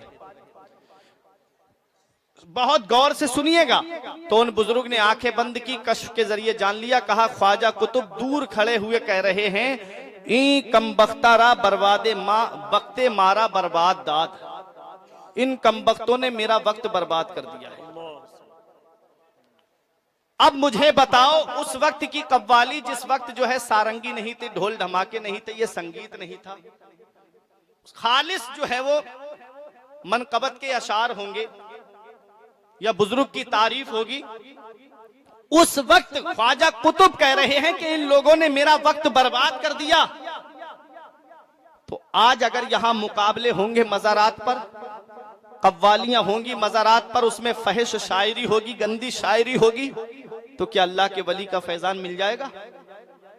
लाखों रुपये खर्च करके आदमी कव्वालों को बुलाता है, शायरों के पीछे तो बहुत पड़ जाते हो कि फला 50,000 ले रहा है, फला 20,000 ले रहा है। कभी इस चीज की तरफ गौर किया? क्या ये कौम का पैसा नहीं है? क्या ये कौम का पैसा नहीं है? क्या ये मेहनत से कमाया हुआ पैसा नहीं है? वो तो नबी की नात सुना के जाएगा, वो तो नबी की तारीफ करके जाएगा। मसला अपनी जगह है, मैं मसले पे कायम हूं, बाद में कोई मेरे ऊपर हुक्म नाफिज ना करे। मैं एक बात बता रहा हूं, कव्वाली के मौके पे लाखों रुपए एक एक कव्वाल के पीछे खर्च हो रहे हैं और अल्लाह का वली आस्ताना छोड़ के चला जा रहा है। कहां से फैजान मिलेगा? सिर्फ मजे के लिए, सिर्फ लुत्फ के लिए। कौम का पैसा बर्बाद ना करो। जरूरी नहीं है कि तुम लाखों रुपए जलसे में खर्च करो। अपने इलाके के उलमा को बुलाओ, नातखा को बुलाओ, अल्लाह के वली के आस्ताने पे एक सुराई लगा के एक माइक पे मनकबत और नात के अशार पढ़वाओ, अल्लाह का वली तुमसे राजी हो जाएगा तो परवरदिगार भी तुमसे राजी। तो नाचने वाली रक्कासा को लाके लोग घरों के दरवाजे पे नचवाएंगे। आज ये बीमारी भी हमारे मुआशरे के अंदर पाई जाती है। जिन शादियों के अंदर डांस पार्टियां चलती हैं, जिन शादियों के अंदर बैंड बजता है, चंद दिन नहीं गुजरते हैं कि घर में उनके बैंड बजना शुरू हो जाता है, घर के अंदर लड़ाई झगड़े जन्म ले लेते हैं। इसलिए ऐ मेरे प्यारे मुसलमानों, जिंदगी इस हाल में गुजार करके जाओ कि तुम्हारा रब तुमसे राजी हो, तुम्हारे रसूल तुमसे राजी हो। अल्लाह राजी हो गया, उसका रसूल राजी हो गया, तो जब तक दुनिया में रहोगे, चैन से रहोगे, कब्र में पहुंचोगे तब भी आराम से रहोगे, और मैदान महशर में पहुंचोगे तब भी सुकून से रहोगे, और जन्नत की बहारें तुम्हारे लिए, उक़बा के नजारे तुम्हारे लिए होंगे। अब आगे सुनो, आका इरशाद फरमाते हैं, वत्तखिज़तिल कायनात वल मआज़िफ, नाचने वाली रक्कासा को लाकर के लोग घरों के दरवाजों पे नचवाएंगे। आगे हदीस पाक में क्या आता है? मेरे आका इरशाद फरमाते हैं, शुरबतिल खुमूर, शराब पीना आम हो जाएगा, लोग शराबें पिएंगे। आज शराबों का जाम कैसे चल रहा है? रमजान शरीफ के महीने में मैंने अपनी आंखों से देखा है कि मुसलमान शराब की दुकान पे दिन में जाकर के खड़े होते थे। अल्लाहु अकबर, मुसलमान शराब को बताओ कुरान से जिसकी हुर्मत साबित हो, बताओ मदीने वाले मुस्तफा ने जिसको हराम करार दिया हो, जिसे अल्लाह ने हराम फरमाया हो, आज मुसलमान उस चीज को अपने हाथ में लेता है। शराब पीने वाले की सजा क्या है? शराब पीने वाले के बारे में मेरे आका फरमाते हैं कि मेरे आका ने फरमाया, अगर कोई शराब का एक घूंट पी ले तो अल्लाह 40 दिन की नमाजें कबूल नहीं फरमाता है, और 40 दिन के बाद फिर शराब पी ले तो फिर अल्लाह 40 दिन की नमाजें कबूल नहीं फरमाता है। शराबी के बारे में आका कसम खा के फरमाते हैं, कसम है उस जात की जिसके कब्जे में मोहम्मद की जान है, तुम शराबी को कब्र में दफन करके आते हो, उसका चेहरा काबे की तरफ करके आते हो, कब्र खोल के देख लेना, शराबी का चेहरा अल्लाह काबे से फेर देता है। घर में बेटियां शादी के लिए बैठी हैं, घर में बहनें शादी के लिए बैठी हैं। ये साहब है कि शराब के पैक लगा करके पैसे अय्याशियों में उड़ा के चले आ रहे हैं, पैसे शराब में उड़ा करके चले आ रहे हैं, पैसे जुए में खर्च करके चले आ रहे हैं। उनके बालों में चांदी उतर आई, ये जिंदगी सुकून से गुजार लो, ये जिंदगी अल्लाह की इबादत करके गुजार दो, ये जिंदगी नबी के बताए तरीके पे चल करके गुजार दो। तुम्हारा रब, तुम्हारा रसूल तुमसे राजी हो गया तो दुनिया में भी आराम से रहोगे, मरने के बाद कब्र में भी आराम से रहोगे। शराब पीना आम हो जाएगा। आज शराबें पी जा रही हैं, आज तो बियर के नाम पे हमारे नौजवान पी रहे हैं, कह रहे हैं वो तो जूस है, हल्का जूस है। हर नशा आवर चीज जो है वो हराम है। सुनो, वो है ना, गुटखा खाने के लिए पहले स्वीटी सुपारी का सहारा लेना पड़ता है ना, तभी तो आदत बनती है हल्के हल्के जाके मुंह चबाने की, फिर आगे चल करके वो कमला पसंद, फिर गगन, फिर खाना शुरू कर देता है। फिर यही हाल तो होता है, नीचे से शुरुआत होती है, पहले छाली के चंद कतरे डाल लिए, फिर छाली पे मसाला लगा हुआ आया, फिर उसे खाना शुरू कर दिया। ये हाल है, शुरुआत होती है। शराब पीना आम हो जाएगा, और शराबी का हाल तिब्बी एतबार से भी देखो, शराबी का दिमागी संतुलन खराब हो जाता है, शराबी ब्लड प्रेशर का मरीज हो जाता है, शराबी के गुर्दे खराब हो जाते हैं, शराबी का लीवर खराब हो जाता है। बताओ, घर में तुम ही कमाने वाले हो और शराब पी करके दुनिया से चले गए, तो कभी बेटी और कभी बहनों और कभी बीवी की तरफ भी तवज्जो कर लिया करो। कभी देख लिया करो कि हमारे बाद हमारे बीवी बच्चों का क्या होगा। क्यों थोड़े से मजे की खातिर जिंदगी बर्बाद कर रहे हो, पूरे के पूरे परिवार तबाह हो जाते हैं। छोड़ दो ये बुरी आदतें, बुरी लतें, शरीयत के दायरे में जिंदगी गुजारो, फजर की नमाज पढ़ो, अल्लाह की इबादत करो, थोड़ी देर कुरान शरीफ की तिलावत करो, फिर काम पे जाओ, अपनी दुकान पे जाओ। पूरा दिन देखो कैसे खुशी से गुजरेगा तुम्हारा, पूरे दिन कितना आराम तुमको मिलेगा। मेरे आका ने फरमाया रेशमी लिबास आम हो जाएगा, लोग रेशमी लिबास पहनेंगे। आका फरमाते शुरबतुल खुमूर, शराब पीना आम हो जाएगा, लोग शराबे पिएंगे। आज शराब का दौर चल रहा है, लोग शराबे पी रहे हैं। शराबी इंसान जब दुनिया से जाता है और जब कब्र में पहुंचा तो कहीं ऐसा ना हो कि आका अपना चेहरा फेर ले।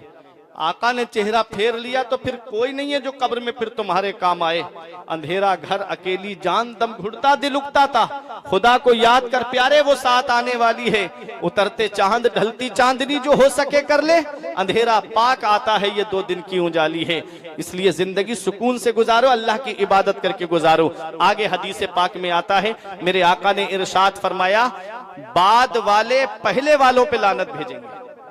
यही बात आखिरी बात है, बता के रुखसत हो रहा हूं। क्या फरमाया मेरे आका ने? बाद वाले पहले वालों पे लानत भेजेंगे। आज चल रहा है ये मामला। जो सहाबाए किराम हैं, अंबियाए किराम के बाद में सबसे बड़ा रुतबा जिनका है वो सहाबा का है, और सहाबा में सबसे बड़ा रुतबा हजरत अबू बकर सिद्दीक का है। मेरे आका ने तो ये फरमाया था असहाबी का नुजूम भी अय्यहिम इक्तदैतुम इहतदैतुम, मेरे सारे सहाबा सितारों की मिसल हैं, एक की भी पैरवी करोगे रास्ता पा जाओगे। आका फरमाते मेरे सहाबा मेरे लिए छोड़ दो, मैं उनके दरमियान फैसला करूंगा। मेरे आका हुजूर सल्लल्लाहु ताला अलैहि वसल्लम ने फरमाया मेरे सारे सहाबा अदल पे हैं। अब आओ जरा देखो, एक होता है, कभी कोर्ट कचहरी का चक्कर लगाना पड़ा होगा, देखा होगा, एक होता है वकील, एक होता है जज, और एक होता है मुहर्रिर, तहरीर करने वाला। तो अब मुझे बताओ फैसला करने का हक जज को है कि वकील को या मुहर्रिर को है? आप बताओ, सब लोग फैसला करने का हक किसको है? जज को है ना। आका फरमाते मेरे सहाबा मेरे लिए छोड़ दो। हम कौन होते हैं कि उनके दरमियान ये कहें कि फला हक पे था और फला हक पे नहीं था। आज हजरत अमीर मुआविया रजी अल्लाह तआला अन्हु की शान में गुस्ताखी की जा रही है। कई खानकाहें भी चली गई उनकी जद में। मेरे आका ने फरमाया मेरे सहाबा मेरे लिए छोड़ दो, तो फैसला मेरे आका फरमाएंगे, ना कि हम फैसला करें। चेहरे पे दाढ़ी नहीं, फला हक पे था फला हक पे नहीं है। शराब का पैक लगा करके आया, कहा कि फला हक पे है फला हक पे नहीं था। कोई कह रहा है कि फला नारे लग रहे थे, कोई कह रहा था कि ये नारा हमको गवारा नहीं है। अरे तुम उनका नारा लगाओ या ना लगाओ, हजरत अमीर मुआविया की शान वो है, ये सारी उम्मत के मामू है, और आपने इस्लाम को तकरीबन आधी दुनिया तक पहुंचा दिया है। ये एहसान हजरत अमीर मुआविया का सुन्नियों के ऊपर कल भी था, आज भी है और कयामत तक रहेगा। नारे तकबीर, नारे रिसालत, अजमते अमीर मुआविया, फैजान अमीर मुआविया। वाह, बहुत अच्छे, वाह।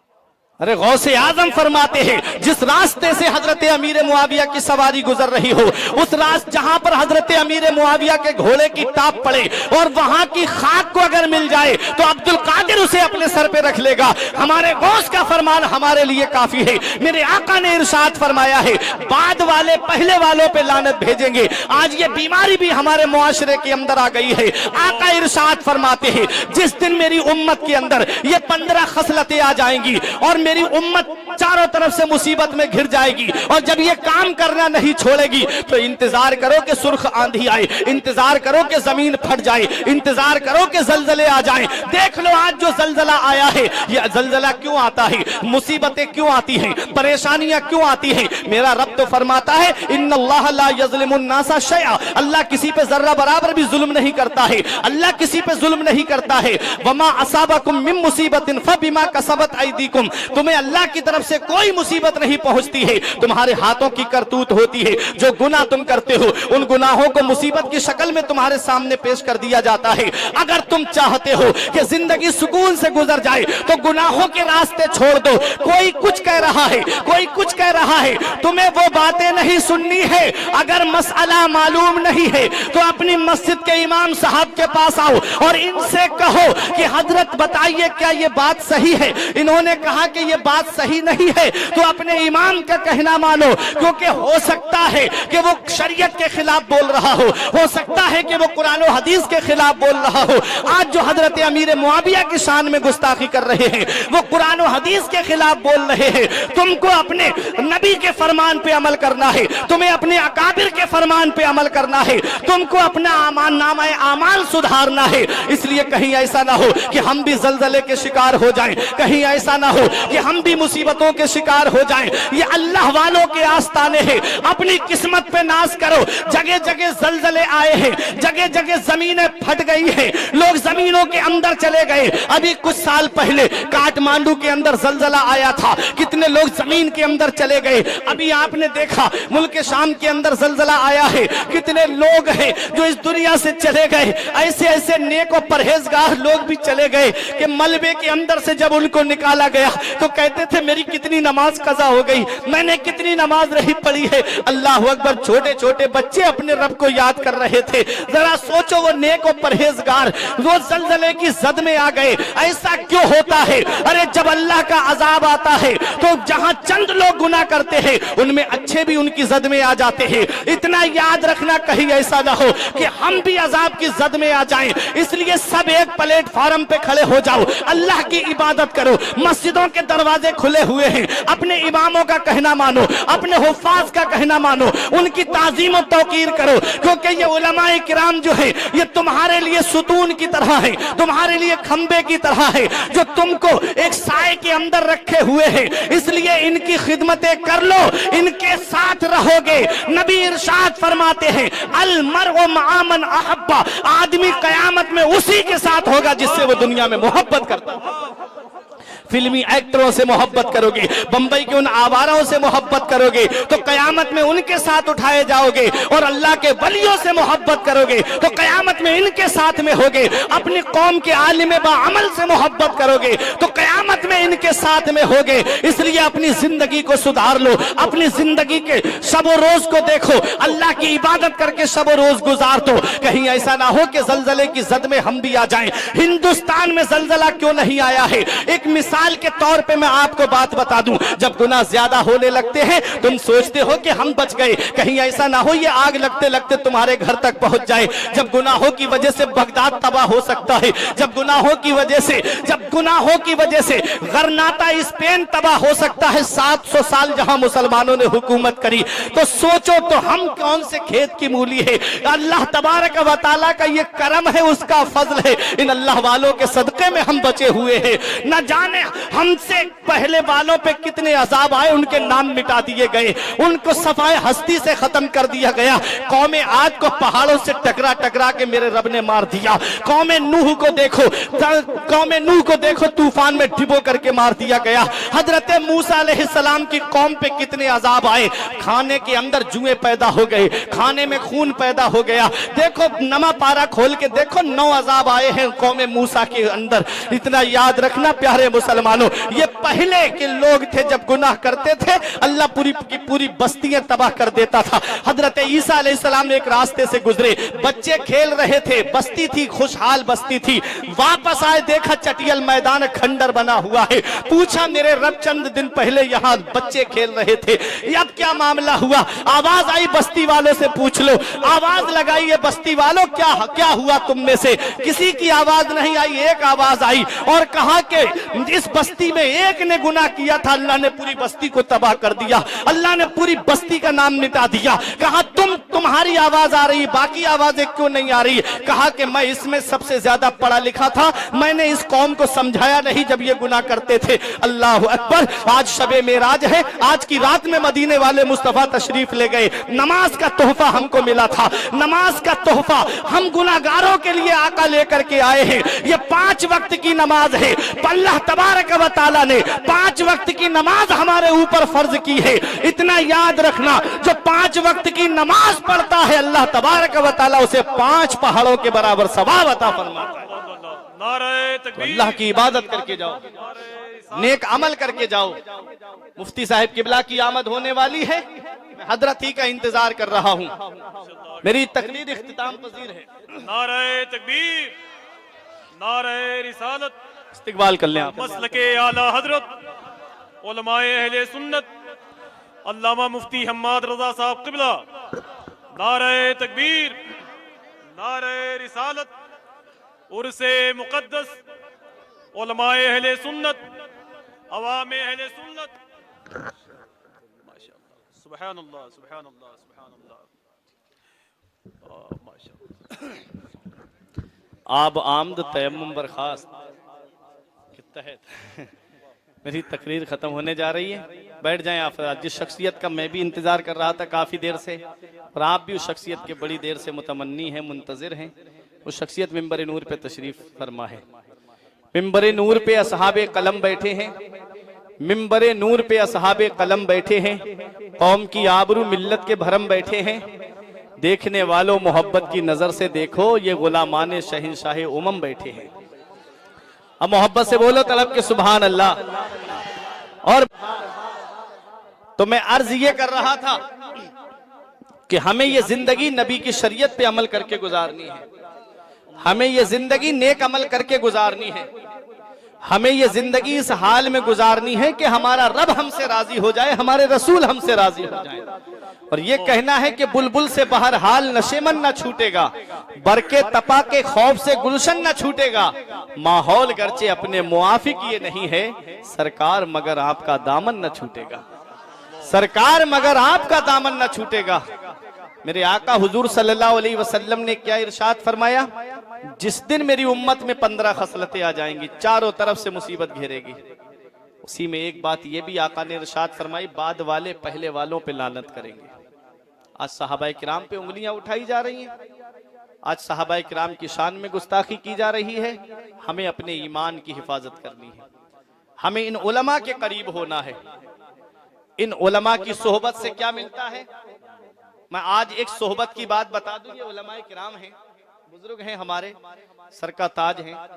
सोहबत की बात बता रहा हूं मैं, मसला अपनी जगह है। मुफ्ती साहब, सोहबत की बात, बगदाद शरीफ के अंदर एक मुहद्दिस साहब थे, और वो मुहद्दिस साहब थे तो उनकी दावत होती थी, हजरत आज मेरे घर आ जाएं, आज मेरे घर आ जाएं। एक शख्स था मजदूरी करता था, मजदूरी, और उसने एक कुर्ता पैजामा सिलवा लिया था। मेरे उस्ताद मोहतरम अल्लामा मुफ्ती मोहम्मद आकिल साहिब किबला रज़वी मुरादाबादी, प्रिंसिपल दारुल उलूम मंजर इस्लाम दरगाह आला हजरत बरेली शरीफ, खत्म बुखारी शरीफ में ये बात बता रहे थे। बोले तो वो मुहद्दिस साहब, एक शख्स ने कुर्ता पैजामा इसीलिए सिलवाया था कि जहां वो दावत में जाते वो उनके साथ में हो जाता, जहां दावत में जाते वो साथ में जाता। मुहद्दिस साहब बहुत उससे वो परेशान हो गए, दावत नहीं है फिर भी साथ में जा रहा है। तो एक दिन दावत में बैठे हुए थे, वो भी बैठा हुआ था, तो मुहद्दिस साहब ने कहा, भाई एक हदीस पाक सुनो।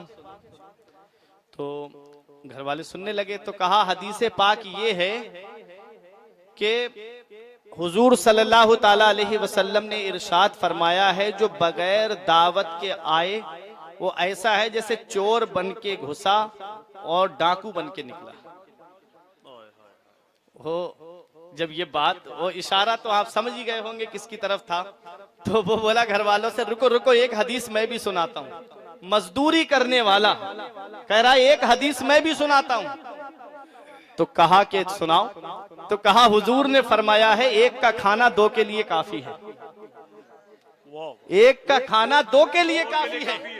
भाई मसला अपनी जगह है, बगैर दावत के नहीं जाना चाहिए, लेकिन सोहबत का असर आप देखें।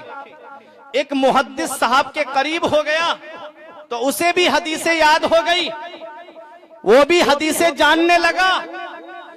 गाने वालों के करीब हो गए तो गाने गाते नजर आओगे, फिल्मी एक्टरों के करीब हो गए तो वो खिंजीर कट और मुर्गे कट वाले बाल रखाते हुए नजर आओगे और इन उलमा के करीब हो जाओगे तो कुरान की बातें सुनते हुए नजर आओगे, हदीस की बातें सुनते हुए नजर आओगे। और कुरान और हदीस सुनते हुए जब इस दुनिया से जाओगे तो जब जनाजा उठेगा तो यही कहा जाएगा कि लहिद में इश्क रुखे शह का दाग लेके चले, लहिद में इश्क रुखे शह का दाग लेके चले, अंधेरी रात सुनी थी चराग लेके चले। तो नेकों के करीब हो जाओ तो नेक बन जाओगे, बुरों के करीब होगे तो बुरे बन जाओगे। सोहबते स्वालेहा तुरा स्वालेह कुनद, सोहबते तालेहा तुरा ताले कुनद। नेकों की सोहबत में बैठोगे तो नेक बन जाओगे, बुरों की सोहबत में बैठोगे तो बुरे बन जाओगे। या अय्युहल्लज़ीना आमनू कू अंफुसकुम व अहलीकुम नारा, ऐ ईमान वालो अपने आप को भी जहन्नम की आग से बचाओ और अपने घर वालों को भी जहन्नम की आग से बचाओ। खुद भी नमाज पढ़ने के लिए जाओ, अपनी औलाद से भी कहो कि नमाज पढ़ो, खुद भी कुरान की तिलावत करो। आज मेरे घर में 10 लोगों का परिवार, एक दिन बैठ के दिल में ये ख्याल नहीं आता कि आज सब लोग बैठ के कुरान की तिलावत कर लें। कभी हमने अपनी बेटियों के हाथ में सीरत फातिमा तो ज़हरा की किताब नहीं दी। आज जो हमारी बेटियां इर्तिदाद की तरफ चली गई, इसमें आज सबसे बड़े जिम्मेदार वो माँ बाप हैं जो बचपन से लव स्टोरी वाली फिल्में दिखाते हैं, जो बचपन से अफेयर वाली फिल्में दिखाते हैं अपनी बच्चियों के, जिन्होंने अपने बेटियों के हाथ में मोबाइल दे दिए, टीवी की स्क्रीन के सामने बिठा दिया। इतना याद रखना प्यारे मुसलमानों, कयामत के दिन अल्लाह पूछेगा कुल्लुकुम राइन व कुल्लुकुम मसऊलुन अन रइयतिही। आका फरमाते तुम में हर शख्स जिम्मेदार है, हर शख्स से उसकी जिम्मेदारी के बारे में पूछा जाएगा। रात के 2 बजे नहीं देख लेते कि हमारा बेटा रात के 2 बजे कहाँ चैटिंग कर रहा है? कभी हमने नहीं डांटा अपनी औलाद को, कभी हमने नहीं डांटा अपनी बेटी को कि बेटी ये मोबाइल तुम्हारे काम का नहीं है बेटी, कभी हमने ये नहीं कहा। लेकिन हुआ क्या कि वही हाल हुआ, फिर गलियों में रोते नजर आए कि मेरी बेटी मेरे चेहरे पे कालक पोत के चली गई। इस तरह से आज कॉलेजों के अंदर क्या हुआ, ये मोबाइल दे दिया हाथ में कि ऑनलाइन पढ़ाई होगी। ऑनलाइन पढ़ाई क्या होती है? क्लास है, एक क्लास के अंदर 10-20 लड़के हैं, उसमें मुस्लिम भी हैं गैर मुस्लिम भी हैं, पूरा ग्रुप बना दिया। ग्रुप बनाने के बाद ऑनलाइन पढ़ाई चल रही है। अब वो क्या हुआ, उसमें ग्रुप में से अंदर से नंबर निकाल करके व्हाट्सएप से चैटिंग शुरू हो गई। बेटियां इर्तिदाद की तरफ जाने लगी। उनका जहन सादा कागज होता है, औरत से ज्यादा नाजुक दिल किसी का नहीं होता है। मैंने अपने उस्ताद से एक बात सुनी थी, किताब में तो नहीं पढ़ा लेकिन सुना था मैंने अपने उस्ताद से। मेरा मुताला इतना गहरा नहीं है कि एक बार आका जंग से तशरीफ ला रहे थे तो एक सहाबी की आवाज बहुत अच्छी थी, वो नात गुनगुनाने लगे। आका ने इरशाद फरमाया सहाबी खामोश हो जाओ, हमारे साथ चंद नाजुक शीशियां हैं, हमारे साथ चंद नाजुक शीशियां हैं। औरतें भी साथ में थी। आका ने फरमाया नात मत गुनगुनाओ। आवाज अच्छी थी उनकी, क्या समझे इससे?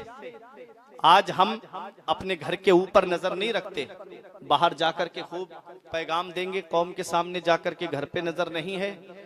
इतना याद रखो, हर चीज के बारे में सवाल होना है। कुल्लुकुम राइन व कुल्लुकुम मसऊलुन अन रइयतिही।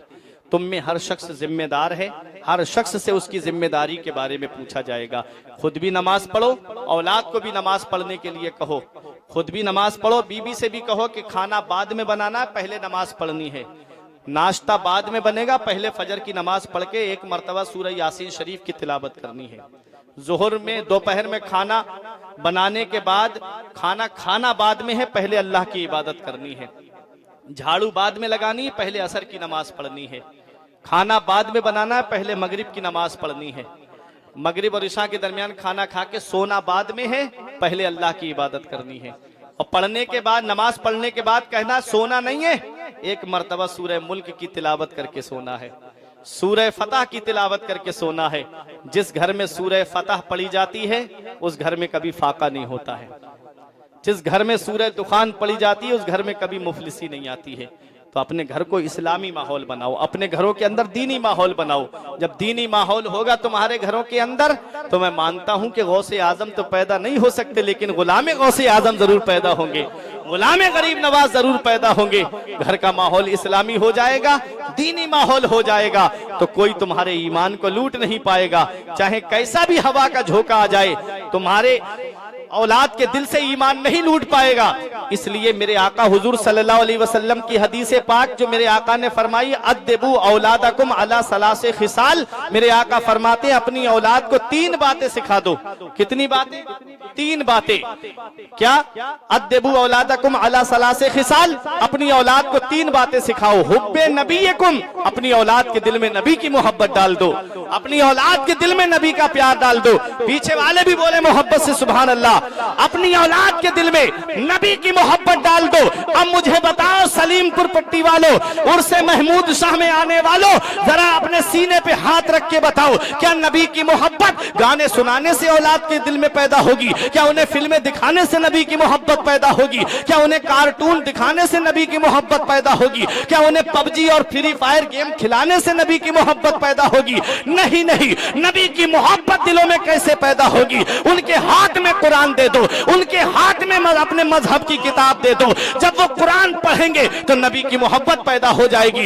बचपन से उन्हें दुरूद पढ़ने का आदी बना दो, बचपन से उन्हें नबी की नात सुनने और पढ़ने का आदी बना दो, नबी से मोहब्बत करने लगेंगे। जिनके दिल में नबी की मोहब्बत होती है उनके ईमान को कोई लूट नहीं सकता। जिनके दिल में नबी की मोहब्बत होती है उनके ईमान को कोई डगमगा नहीं सकता। देखो, जिसके दिल में नबी की मोहब्बत है उसे आग के अंगारों पे लिटाया गया, तब भी वो नबी को पुकारता रहा। जिसके दिल में नबी की मोहब्बत है उसे सूली पे चढ़ा दिया गया, तब भी वो अपने नबी को पुकारता रहा। जिसके दिल में नबी की मोहब्बत है उन्हें आग के गरम गरम शोलों पे लिटाया गया, तब भी वो नबी को पुकारते रहे। गले में रस्सी का फंदा डाल दिया गया, तब भी नबी को पुकारते रहे। हजरत अम्मार इब्ने यासिर का नाम आपने सुना होगा।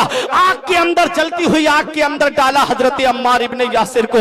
आप आग के अंदर जा रहे थे, अर्ज करते हैं या रसूल अल्लाह उन्जुर हालना, या रसूल अल्लाह मेरा हाल देखिए, आपकी मोहब्बत में मेरा हाल कैसा हो गया।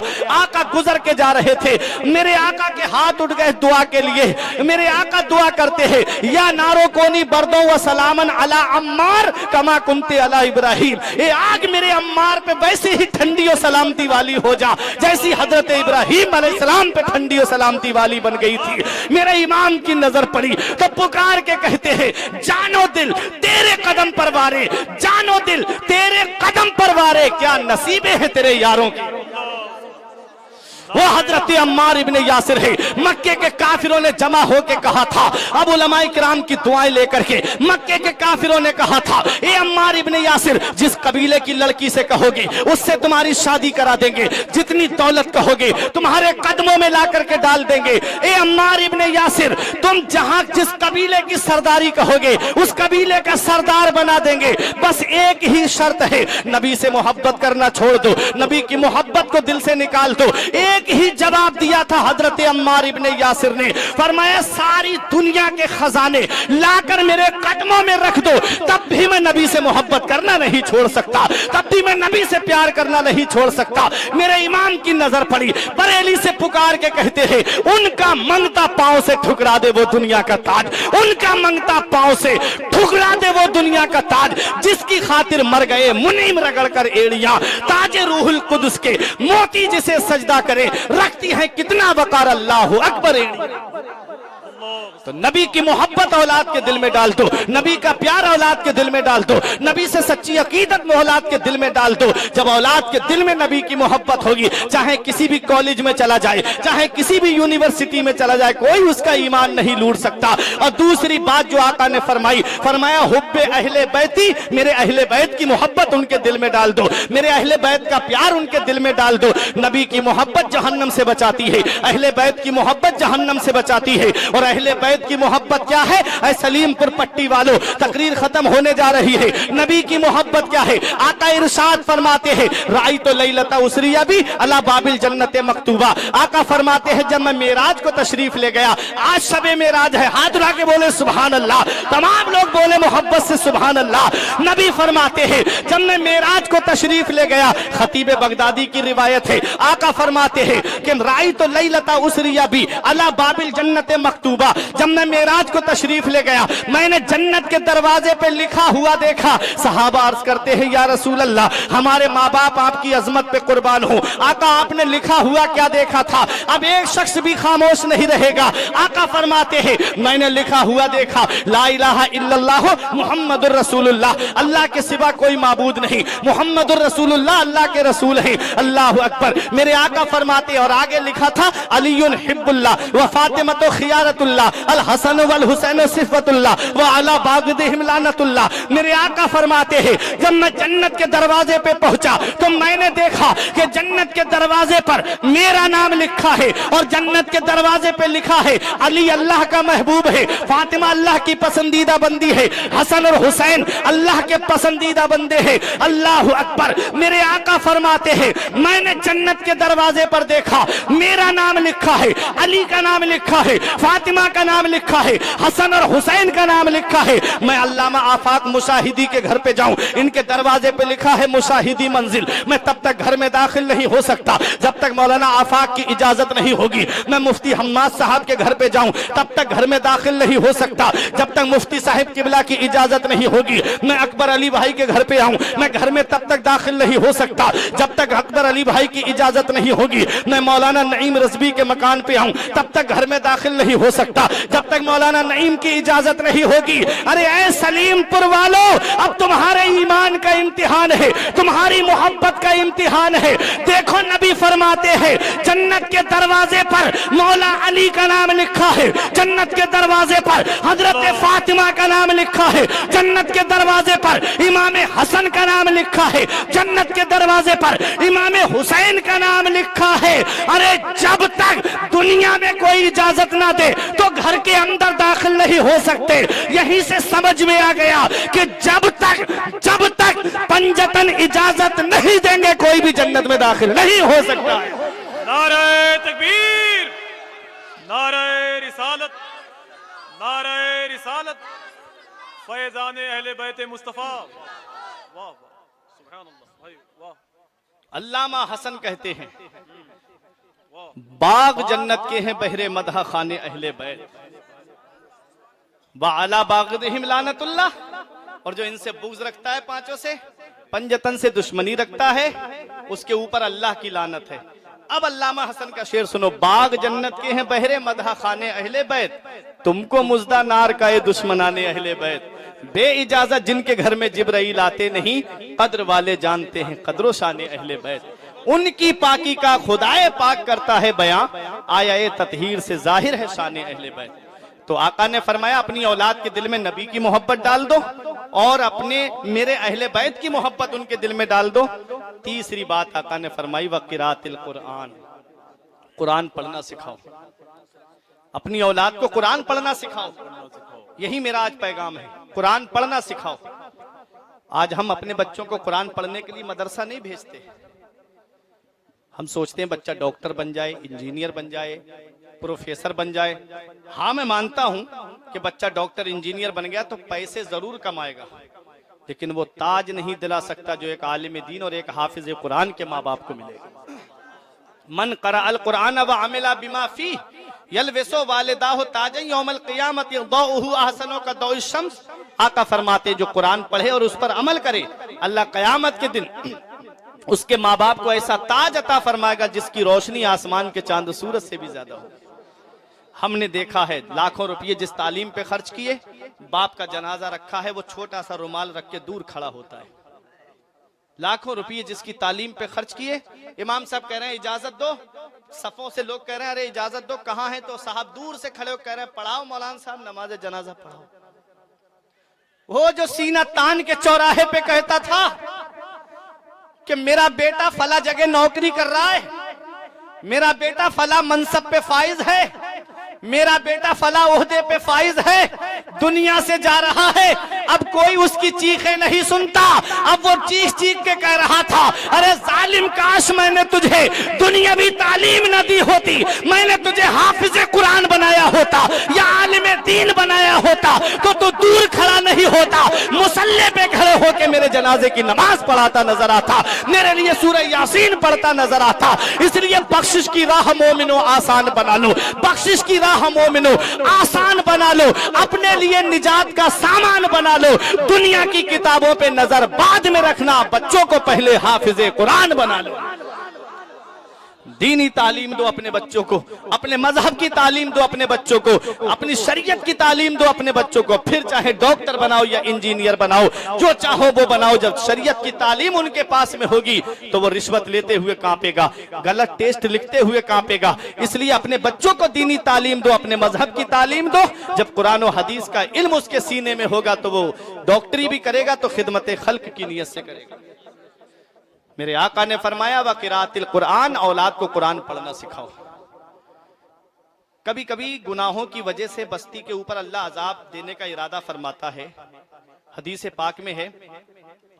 तो फरिश्ते जब अजाब देने के लिए आ रहे होते हैं तो छोटे छोटे बच्चे सुबह को यस्सरनल कुरान कायदा बगदादी कुरान शरीफ पहला पारा, दूसरा पारा, अम्मा यतसालून का पारा सीने से लगा के पढ़ने के लिए जाते हैं। रब फरमाता है, फरिश्तों वापस आ जाओ, फरिश्तों वापस आ जाओ।